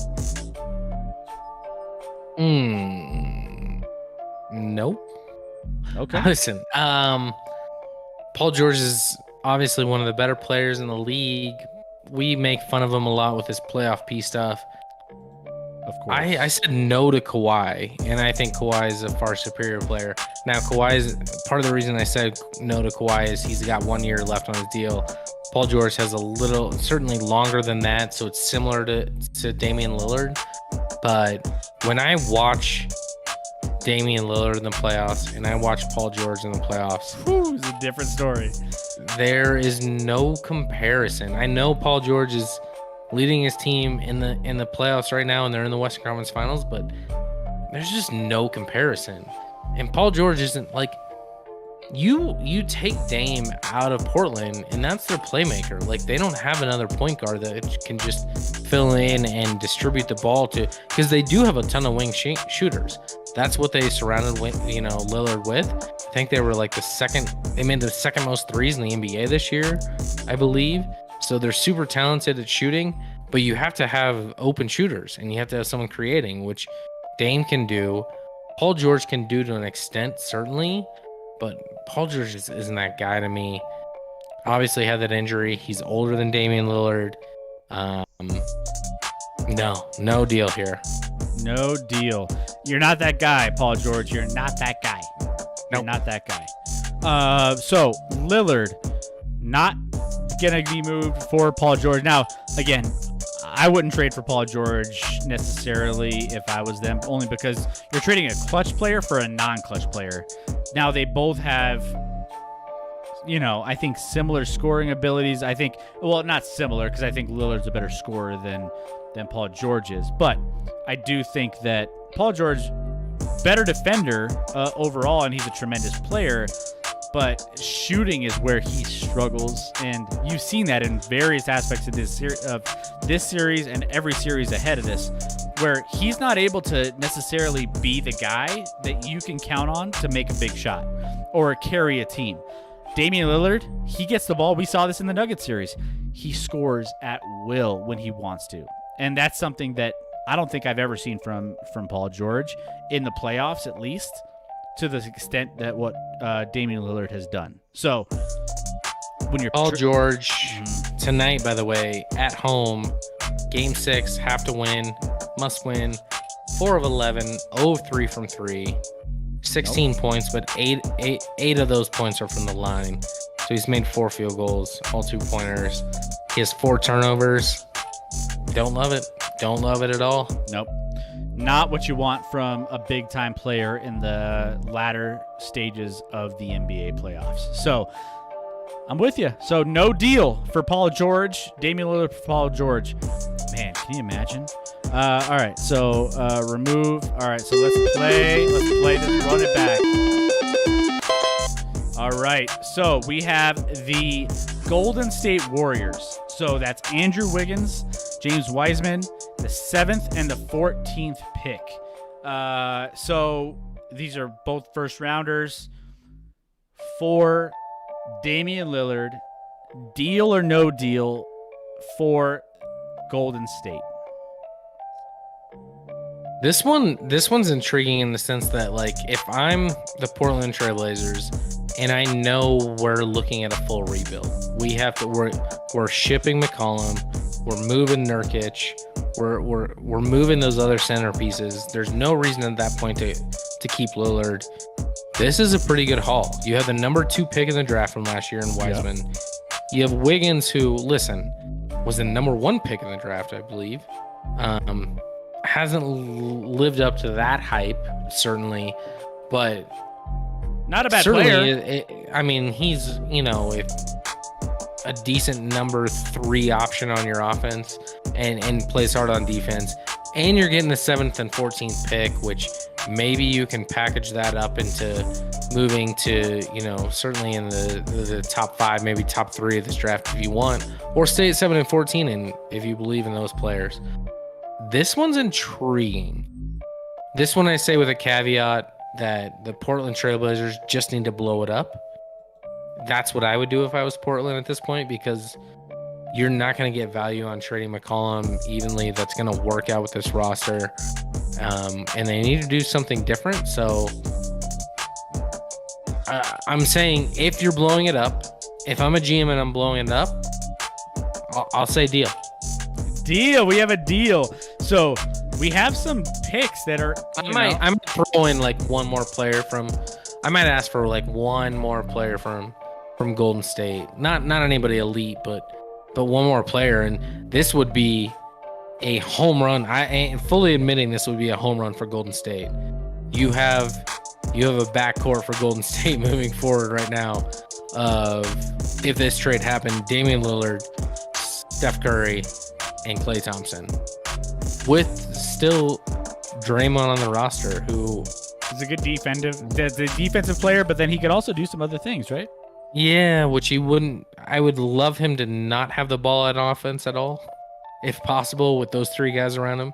But I've always been a guy that thinks Draymond's a little overrated, but he has his place, and if he's with that backcourt and him in that roster, that's a filthy roster if Klay can get back to being healthy. So while I'm saying yes, I'd be terrified of what I'm doing to Golden State's roster, because that roster would be insane. Yeah. So, by the way, if in chat, I want to see your deals or no deals. Would you make these deals? Throw it in there. I want to see, if you like it, throw in deal. If you don't like it, throw in no deal. What you think about these things, we want to hear what you have to say, because I mean, Scotty's obviously being the GM, but you guys can be GMs too. This is your chance to make these moves, so throw it in there. We want to see those. Agree or disagree, deal or no deal. Let's see what you got. So obviously we have a deal here. Obviously draft picks are underrated if you get a decent player to fill in with, like you said, Draymond, you have Curry, you have Dame, you have, all these guys that are coming in, Klay Thompson that's coming off of injury. You have that's a strange roster that can potentially be really, really good real quick. So, all right, let's keep it rolling here. No whammy, no whammy, no whammy. Anthony Davis. This is where it started when you spin that wheel. Yeah, Anthony Davis for the LA Lakers. Now, Anthony Davis obviously is one of the premier talents in the NBA. Obviously, injuries have been kind of one of those things that have plagued him through his career. But deal or no deal, Damian Lillard for All-Star Anthony Davis. Would you make this change if you are the Portland Trail Blazers? Let's be clear with several things. One, me as an individual, I think Anthony Davis is overrated. I don't like him as a player. I think he's soft. But I will fully admit at the same time that he is crazy talented. He's certainly younger than Damian Lillard. I would need some assurances that he would stick around, because like Kawhi, I'm worried that he would just take off. But unlike Kawhi, I think he might be a little more devoted to the cause. And if I knew Damian wanted out, you couldn't not make this deal. You'd have to make this deal if you're the Blazers, if you believe that you could keep Anthony Davis around for at least a few seasons. And then maybe you don't rebuild. You keep you obviously move Nurkic for, another piece, maybe a point guard or something like that. But as much as I'm not a fan of Anthony Davis, I can fully admit that he's a top 10 player. I'm not saying Dame isn't, but if Dame's unhappy, let's move him. Let's try some. Obviously, what we've done hasn't worked. So let's move some pieces. Let's try to get a guy like Anthony Davis, who's, widely considered a top 10 player in the league, and see what we can move around him to make this roster win in the playoffs, where our other rosters just haven't got it done. Okay, so I'm trying to be impartial here, because if I'm strictly talking about who I think is a more helpful player in the playoffs, I actually think it's Dame Lillard. But as a GM, as a GM, knowing maybe that player wants out and a change of scenery, and I can get a guy like Anthony Davis back, I would do it. Deal. And I would do it. All right, we have a deal. So keep in mind, though, first of all, Lillard's played 65 plus games every year of his career. So you don't have any issues with injuries from that standpoint. You get leadership quality that, maybe, I don't know, Anthony Davis, does he have that leadership quality, or is it LeBron leading that LA Lakers team? As far as that goes, that could go either way. But, I mean, I could also see your standpoint of, Lillard is... This one's a tough one. This one is a tough one. Now, the Lakers don't have a lot of, other picks to package up with this, which is kind of their downfall here. But, I mean, Anthony Davis, you got to bank on him. First, one, here's the thing. There's a couple downsides to this one. One, Anthony Davis has to stay around, and you got to make him happy in a team that may not be very good around him. And two, you also have to make sure he plays, because he's a physical liability from an injury standpoint. So that also comes into play as well. So I also think this one would never be proposed by the Lakers. Probably not. Not that I think it's totally unfair, but I don't think the Lakers would do it. And I think if the Lakers did do it and the Blazers were like, okay, and then they might move Anthony Davis immediately after that. So yeah, I mean, here's the thing: with LeBron aging and probably not being around for too much longer, Anthony Davis is a little younger. But once you get rid of Anthony Davis and LeBron retires, what do you got left? You got to make some moves somewhere. oh, the Lakers are done. They're done for a while right now. So like, there's yeah, weird situation for the Lakers to be in for sure. So let's get this out of here. Let's play. And Bradley Beal rolls up on our little slot machine here. Now, deal or no deal, would you make a trade for All-Star Bradley Beal for Damian Lillard, Washington Wizards, and the Portland Trailblazers trade for these two All-Stars? Well, yeah, All-Stars. They're both all-stars, and I know Bradley Beal was in the, right in the mix up until the end for winning the scoring title this year. But no, I would not touch this one. I don't see these guys on an even playing field at all. I think Dame Lillard's a far superior player to Bradley Beal. Nothing against Bradley Beal. I think he's a really, really solid isn't even enough. He's really, really good. But Damian Lillard's on a different level. And to only get Bradley Beal back, like if you're trading Damian Lillard as GM, you're admitting rebuilding. And you're not rebuilding with Bradley Beal and building around him.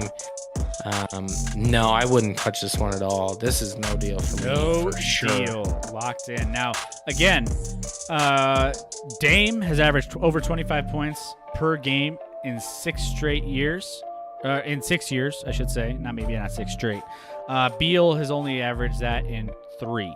So even though he's got the scoring title, potentially, continuing on that track of scoring like crazy, Lillard has been more consistent over the course of his career. So just a heads up there. I think, that's a smart deal and deal to not make a deal here.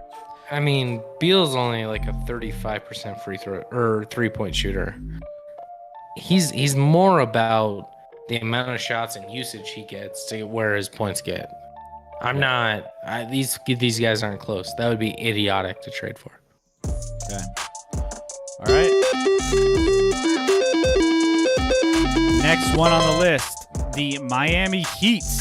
So you are uniting Dame Lillard with the Miami Heat, and you are getting in return the prospects of Tyler Hero, Bam Adebayo, and Kendrick Nunn in this deal. So Kendrick Nunn, nice young star here.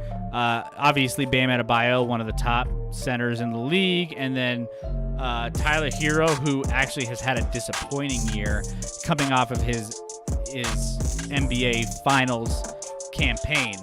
Hasn't exactly been what you want him to be until maybe towards the latter end of the season. He kind of woke up a little bit, but obviously there's some issues with him not necessarily having the right mindset for basketball. He's more of the stardom, so you have a little bit of that, but still a decent talent. So Tyler Hero, Bam Adebayo, and Kendrick Nunn for Damian Lillard. I don't do this trade. I don't. Oh, okay. But this one's intriguing in the sense that like you're getting shooting. Like Nunn's young and can shoot. He's still young. He shot 38% from 3 this year. He's only going to get better from there. Obviously, Tyler Hero, that's what he does. He shoots threes. He's a great shooter. He does some of the other things. And Bam Adebayo, obviously, he's on the Olympic team. He's a solid center. Defensively, offensively, he can put up points. But I look at these 3 pieces. Listen, Portland already has wing shooters. So adding 2 wing shooters isn't going to change their script a ton. They need playmakers. They need guys that can create. None of these guys do it. I don't think Nurkic is necessarily the problem. Bam's a very different player. He's more of a defensive while still being productive offensively. But I would not do this one. I would say no deal, although I like these 3 players quite a bit. And I have to be right back. Sorry. Yeah, I think there's some issues here with Bam. Maybe not necessarily. I mean, there's the centers in the West are a little bit the bigs in the West, I should say, are a little bit more competitive than out East. And then Kendrick Nunn is talented. He can save you a buck here and there with his contract, and then again, you lose a little bit of offense here because Damian Lillard is a powerhouse when it comes to the offensive side of the ball. So you're not getting that in return necessarily, but you do have some nice young talent here that could potentially be more of a long term if you build around it. So I see that side of it as well. So as far as this goes, you're saying no deal.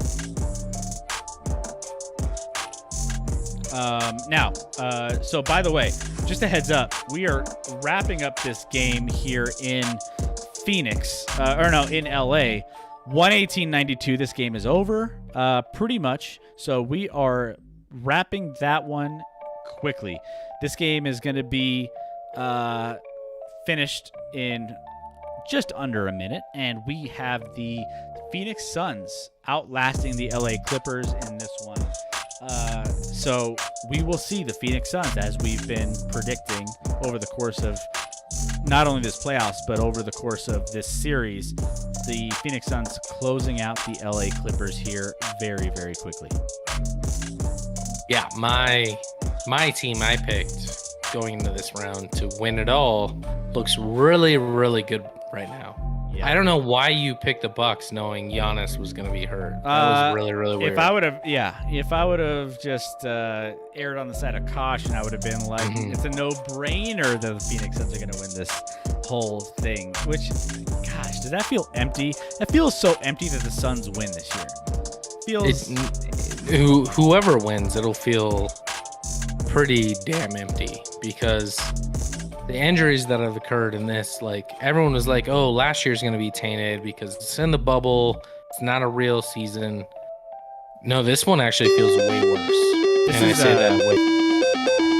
Who do you think this one's going to This might be Kyrie Irving. I did not see that landing on Kyrie as it was just circling with Kyrie throughout.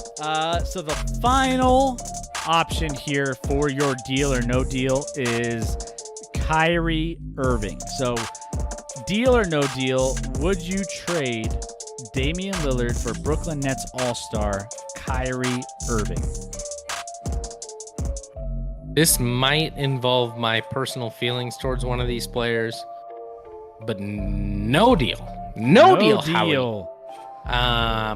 Nothing against Kyrie. When he's on the court, he's electric. But I say when he's on the court. Yep. Not only is he somewhat injury prone, as we saw in this playoffs, he's also, all right, let's call it injury prone from a mental capacity of just randomly needing breaks and needing like a mental rest and this and that. And we don't know fully what that's about, but I'm not trading a guy like Dame Lillard who consistently plays every game, plays his heart out, for a guy that, like, I don't know how passionate he is actually about basketball. I think and that's fine that he's not, like, his ultimate passion isn't basketball because he's still great at it. And I'm not saying he doesn't work hard when he's out on the court because he plays phenomenally at times when he's out on the court. Obviously won a championship in Cleveland where everyone thanks LeBron, but, like, Kyrie was a huge part of that, made some huge plays down the stretch in that series to come back from that 3-1 deficit. But I'm not taking on Kyrie, who can be a difficult guy to kind of gauge, hard to understand as a GM or head coach, where he's at from day to day, mentally, physically. And I know that Dame's going to show up and he's going to play his heart out. So, no deal. Yeah, I think you're on the point here with this one. No deal. I think I would also not take the deal here. And Dame, he's somewhat of a better defender. Not quite. It's close. They're both bad. They're both not great, but he's a slightly better. He's a better leader, that's for sure. He has his mind in the game. He's less erratic. He's less drama, right? And Kyrie has won a single playoff series in his career without LeBron or Kevin Durant. So, as far as just being a one-time, just on his own kind of guy that can be on your team and try to carry a team. He's not that guy. You're not that guy, Kyrie. You need somebody. And obviously, when you leave a guy like LeBron James and all of a sudden your career kind of falls off, you need to jump in with Kevin Durant or somebody else. It just shows that you're not able to carry a team on your own like Dame is able to carry the Portland Trailblazers on his own. You know what I'm saying? So yeah, that's where we're at with this one now. So that's where we're at with this now. I'm just curious though. So as I was going through these different scenarios, I was kind of curious on just putting together whether or not this would be obviously a deal that you would make for a lot of these teams. But when I was going through this research, there were some options and some jerseys that I saw him in, i.e. if you're seeing right now in Nuggets uniform. Now, yeah, because we talked about that clip before.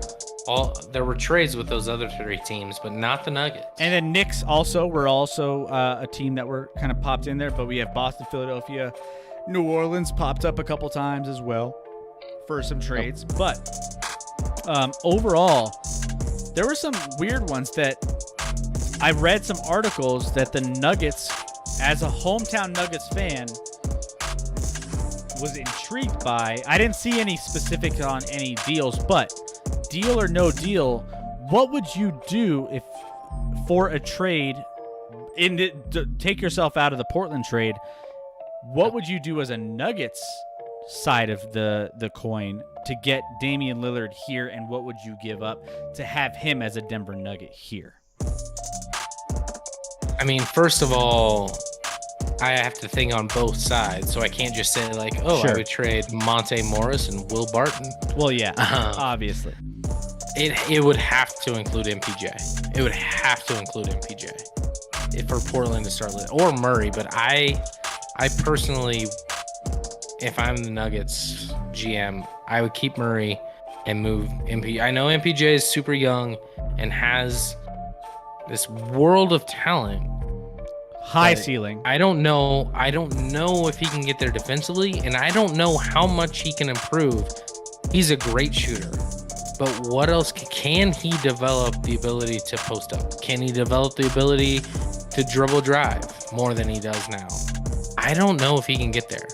So I'm looking at, like, can you imagine though a starting 5 for the, like, you do MPJ, I don't know, throw in Monte Morris, so they got a point guard. And maybe Monte Morris has raised his draft status based off of how he played in these postseason as well. You give MPJ, Monte Morris, and maybe our first round pick this year, and get Damian Lillard back. And we have a starting 5 next year, certainly of Joker, Damian Lillard, Jamal Murray, and Aaron Gordon. Maybe Will Barton. Otherwise, I don't know who you put otherwise, but it's a little clunky. But I mean, those top 3 players between Dame Lillard, Jamal Murray, and Joker, I'd put those up against any top 3 in the league. Can you imagine, just in your mind, imagine a Damian Lillard pick and roll off the top off a Joker, just hitting threes over and over and over again? And honestly, if we offer MPJ, that might be packaging him with another piece or two, the best deal they would get, like Portland would get. They might be mad at us for beating him in the playoffs, and they might not want to deal with us, or they might want to move into the Eastern Conference so they don't have to see him, and that could be a thing. But like, MPJ is a prize piece in the NBA right now. Yep. So if we're moving him, he's a centerpiece of a deal. He's a better player. Those deals I said deal to, I think MPJ might be better as a centerpiece than any of those players that were going across the board. So is that going to happen? First of all, I think Damian Lillard's going to be Portland Trailblazer next year. I'd certainly put it at more than 80% that he's going to be a Portland Trailblazer next year. But that would be really, really fun to watch, that 3-person unit with Joker, Damian Lillard, and Jamal Murray. That would be filthy. That would be ridiculous. We'd be automatically the best team. Like, look at the threesomes of the teams left. Like, I don't know. Even before injuries, like the Bucks are Giannis, Middleton, and Holiday.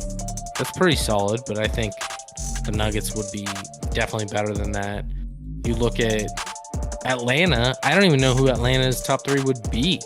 That's not like on a game-to-game basis. Outside of Trae Young, who's 2 and 3, no one knows. No one cares, really. Well, I'm not saying they don't care, but it's not close to what the Nuggets could put out there. On the Western side, you got what? Chris Paul, Devin Booker, and DeAndre Ayton for the Suns?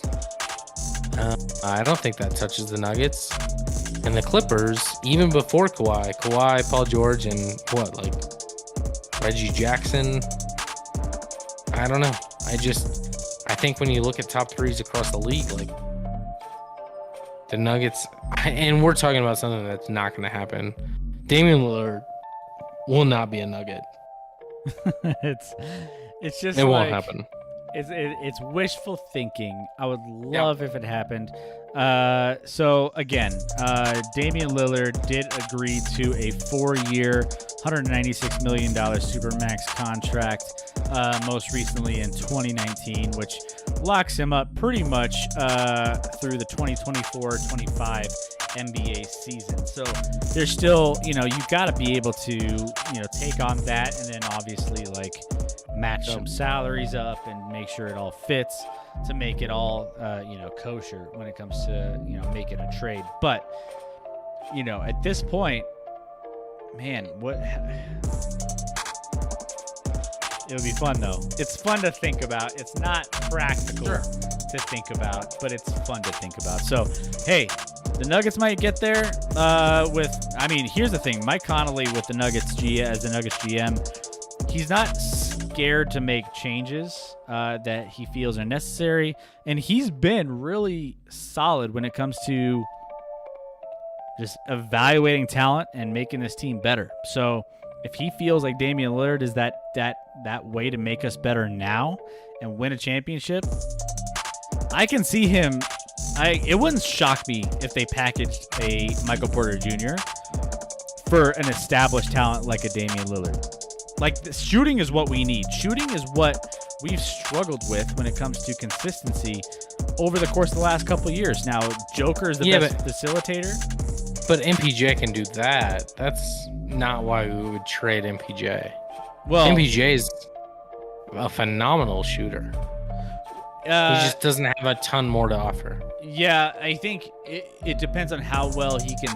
I mean, we've talked about this in the playoffs about how he only looks for the 3. He doesn't expand his game anywhere else. Like jump shooting inside the 3, driving to the lane, getting those tough baskets. Can he rebound? He's a better rebounder, obviously, but I mean, these are trade-offs that I think I would probably take.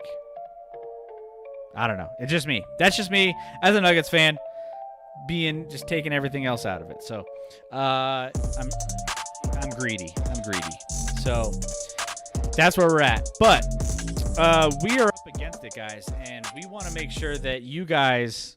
First of all, I hope you had a good time with that new segment. That was brand new. Obviously we've been trying to switch up things and make things a little bit more fun. Hey, breaking news. We can use our button again. Let's see. Oh, wait. Hold on. Wait.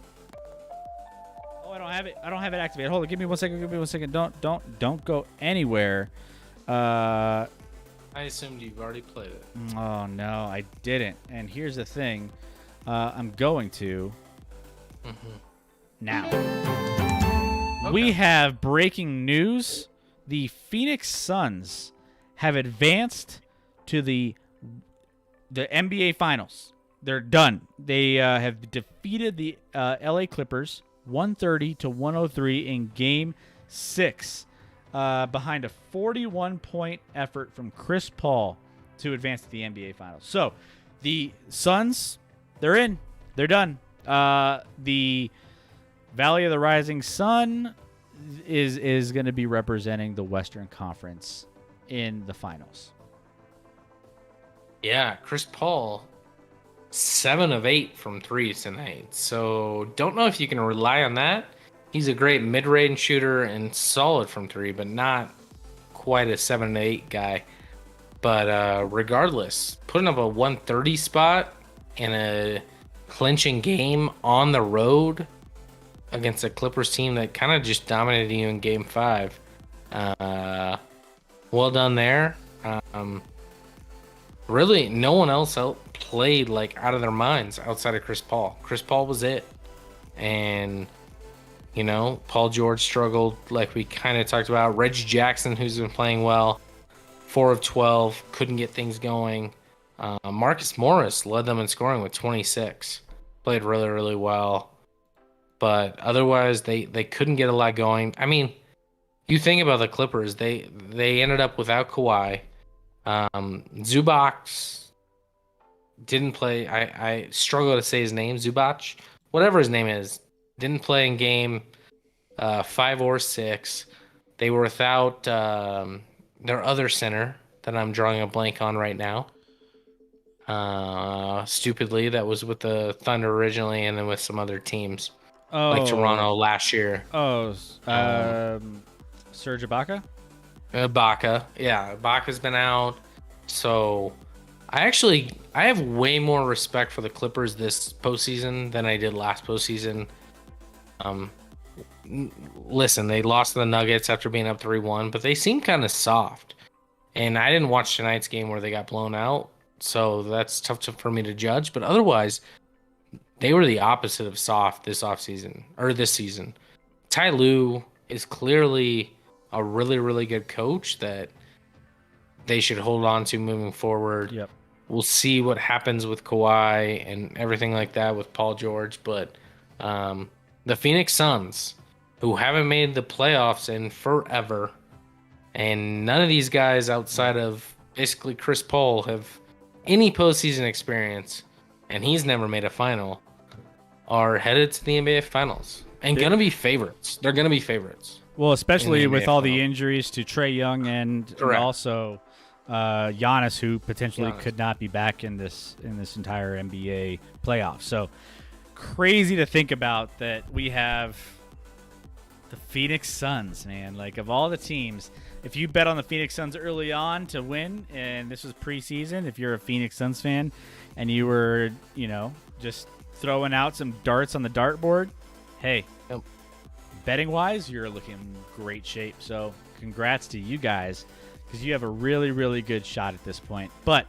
that's where we're at with this. So hey, thank you guys all for being part of the show. We really appreciate each and every one of you. If you're here and you're watching and you're just like, man, like, I love talking some sports, love to, check out what these guys have going on, hit that follow button. We are here every Wednesday and every Sunday, and we have more and more stuff coming out each and every single week. I mean, we've done 2 new segments in the last 2 weeks, and we've had a lot of fun doing it between our, spinning our wheel, between our deal or no deal. We have our top stories. We have on Sundays, we have various different segments that we like to throw at you guys. We have more things in the works that we can't wait to share with you guys.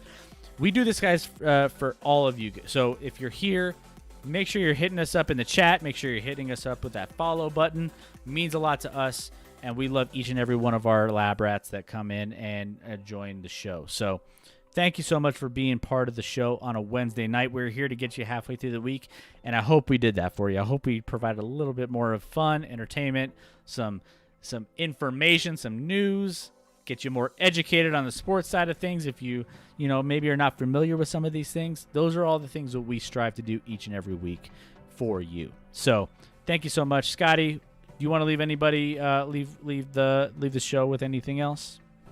No, just appreciate you guys tuning in. If you're not following, like you said, please do. We're gonna keep at it. We got a lot of fun things, new segments like we talked about that we just introduced. A lot of fun things coming up, and we got NFL coming up, which is gonna NFL's be big. if any of you are in the NFL, like that's my jam right there. That's my diehard. We got football coming up. We're getting closer and closer to training camp. We're gonna dive in. We're gonna have a lot of previews there. We're gonna have a lot of gambling stuff. We're gonna have fantasy football stuff. We're gonna preview all the teams. We're gonna talk about it every week. Like, we're gonna get intense into all of that. By the way, we haven't even touched on NBA draft, and NBA free agency is going to be insane. Trading NBA offseason is one of the best off seasons behind football, if not arguably up there with football, that you can possibly imagine. We're going to be tracking all of that as well. So we have some boxing coming up in the next couple of months that is going to be pretty big, whether that's some clown boxing with the Jake Paul or Logan Paul brothers, or even just some of these other ones. So, yeah. By the way, Mayday, welcome. Your Italy's alive. Your Italy is alive. Italy is the best. You certainly didn't hear where I predicted Belgium to beat Italy in the quarterfinal, but yeah, no, Mayday, you missed out. I hope you've been doing good, man. We missed you on the show, by the way. It's been a little bit since we've seen you on the show, so you're catching us at the end of this one, but we miss you. What you been up to, man? It's been a little bit. We were talking about some trades with Damian Lillard potentially being a 76er. You missed out, man. We had some different ideas on that, and he tried to pitch better than Lillard being a Sixer. Ben Simmons was not a Sixer, so that might have been even better. But Euro's been fun. We talked about the Euro 2020 quite a bit. I ranked, of the final 8 left, I think I ranked Italy my third best team there, with England and Belgium in front of Italy, and unfortunately they're playing Belgium. But sorry, a lot of baseball. That's fine. The Phillies are you talking about maybe you're a Mississippi State fan watching a little College World Series?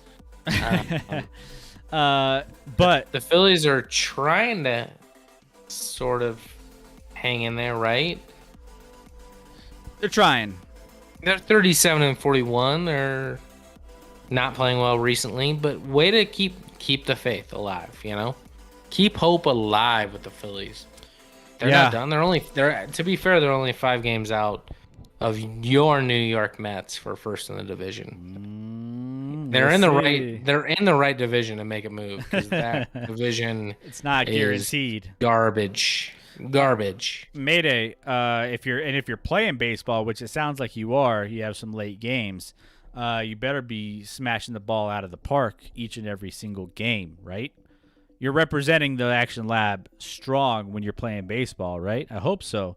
So we need you to be performing. So hopefully you're doing well out there in the ballparks. So no, that's awesome. Again, thank you for popping in even towards the end of the show. We appreciate it. Again, we have so many things coming on. Thank you to everybody who actually chimed in, even Mayday, Deba jumping in the chat earlier on. Thank you for all our previous followers. Marie in the chat as well previously, Office Nike, and let's see, Resock, 666, all of you guys. Let's see, 600 average. Is that good enough, Scotty? I'm assuming you got robbed on a couple plays there, because I'd like it to be closer to 7, but I'll accept 600. I mean, it'll suffice for now. It'll kind of.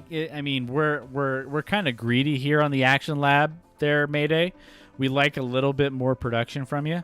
So 600 is good, but we need that in the 800, 850 range, maybe on the low end. So you better start picking things up a little bit. If you hit it over the fence, no one can make a play on it. Scotty, it's not coming football, isn't it? It's coming. Isn't coming home. Yep. All right. There you go. By the way, again, if you're here, hit that follow button. Thank you, Mayday, for popping in towards the end. Mayday, you going to be in on Sunday? We have our Sunday show for all of you guys who are tuning in kind of like last minute here. Sunday show, we have a lot planned for you guys, so make sure you're tuning in. We are going to be live Mountain Time, 7:30, Eastern Time, 9:30. So a little bit later for those Eastern Time folks, including Mayday, but we are here for you guys and have a lot in store. So make sure you're tuning in. Mayday, hope you're there at that point. And Brooks still sucks. Does he, though? Because he's still finishing in front of Bryson every tournament. So settle down there, Mayday. He's got more majors. He does the whole damn thing. Maybe we have a firework thing on the show on Sunday. That's a good point. By the way, Scotty, you're here on the show on Sunday, correct? A thought occurred to me that it is the 4th. It is. I had not thought about that before. As of right now, yes. Yes. Okay. All right. We will be with you as of right now on the 4th of July. We're still planning on it. So tune in again. 4th of July. We're going to we should have some hot dog eating contest. Scotty, we do a hot dog eating contest on the show live. I would just destroy you in that competition. I don't know, man. And I'm not sure me winning would not make me feel like the winner. I'd feel like the loser, but I would beat you. I don't know, man. I can I ate a couple of those well, it depends if we go the classic Nathan hot dogs, I could put those down. No chance. I think I could put those down. I could probably We'll see. That might be entertainment. Mayday. No, he's got to watch Bryson get his weekly spanking by Bryson. Did you miss me, Scotty? Oh.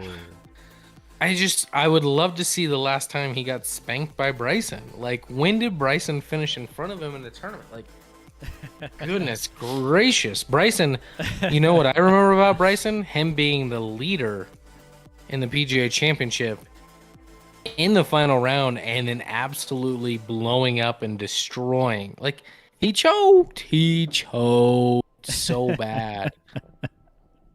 Wait, did I just say PGA? I meant US Open. I just said PGA, but I meant US Open. He was the leader all of a sudden in the last round, and I was like, this is the worst thing ever. And then it was the best thing ever. You almost had him, Mayday. You almost had him. He played like dog, like I might do after that. He's mentally just soft. Move on to someone else, Mayday. Bryson's not it. He's not it. Well, hey. I mean, Mayday, who's your backup, by the way? I mean, who's your backup guy that you can kind of like fall on? I mean, obviously you're staying strong. Choose him. You're staying strong with you know, what you got here, obviously, with Brooks. No, I mean with Bryson. Sorry. Don't you dare. Oh man, see, Mayday, we missed you 100%. We missed you because then all of a sudden we're wrapping up the show and you pop in and you just give us these little these little Bryson nuggets. He tries to poke the bear a little bit. He knows what he's doing when he does it. Oh, 100%. But it's fine. It's fine. I did miss you, Mayday. Just to answer your question, I did miss you. So you just we'll see you here coming up here on Sunday. Scotty, I do think we need to do something big for 4th of July. Yeah. We'll figure something out. Fireworks related, 4th of July related, maybe some. Man, the sky's the limit, I think, and who knows? We might just hit you with something crazy. So make sure you don't miss out, whoever you are on this channel. Again, hit the follow button so you know exactly when we go live. That's the whole fun of the notifications that you do when you follow us, so that you know exactly all the surprises that you're in for when it comes to this 4th of July weekend. I hope you all have a great 4th of July weekend. It's a 3-day weekend, so you have Monday off, hopefully. If you're not, if you don't, then I'm sorry. But Mayday, this just in, the Chiefs are going to get last in the AFC West. Oh, he's coming in poking the bear hard. He's coming in hot. I mean, I'm not even going to entertain that one. We're just going to move on. That's the dumbest thing I've ever heard. Oh, no. Here we go. See, Mayday, this is why we missed you. Because without you, we don't have someone to poke the bear as hard as you do. And we love you so much for it. Listen, we have Pat Mahomes at quarterback, not Ben Simmons, who could throw it anywhere at this point. In any direction. We don't know where Ben Simmons can throw it, but we know it's not in the right direction. I mean, you're still getting rid of that Ben Simmons problem, Mayday. So there is that. Are they? Are they? They're trying. I feel like they should. And I would say they're not gonna get. They're selling real low right now. They're not gonna get anything back. Oh man. Well, that's it for us tonight, guys. Appreciate it. Broncos in first and the West. Lock better than Mahomes. Oh, I see. He's just love it. I love it. Go home, man. You're drunk. Mayday. Appreciate you, man. And no one appreciates you more than I do, especially with that last comment. Broncos first, and Locke is better than Mahomes. It's all facts. It's all facts. So we might have to block him from the chat if he's gonna make ridiculous comments like that. Permaban, never. We're never gonna permaban Mayday. We love you too much. So, but it gets Scotty a little bit more of a fire that he needs. So yeah, we'll take it. I'll take it from you, Mayday. Appreciate you. But we will see you back here Sunday, 4th of July special, coming in hot, and we will get you through the rest of your 3-day weekend. Hope you all have a fantastic 4th of July, and we will see you this week.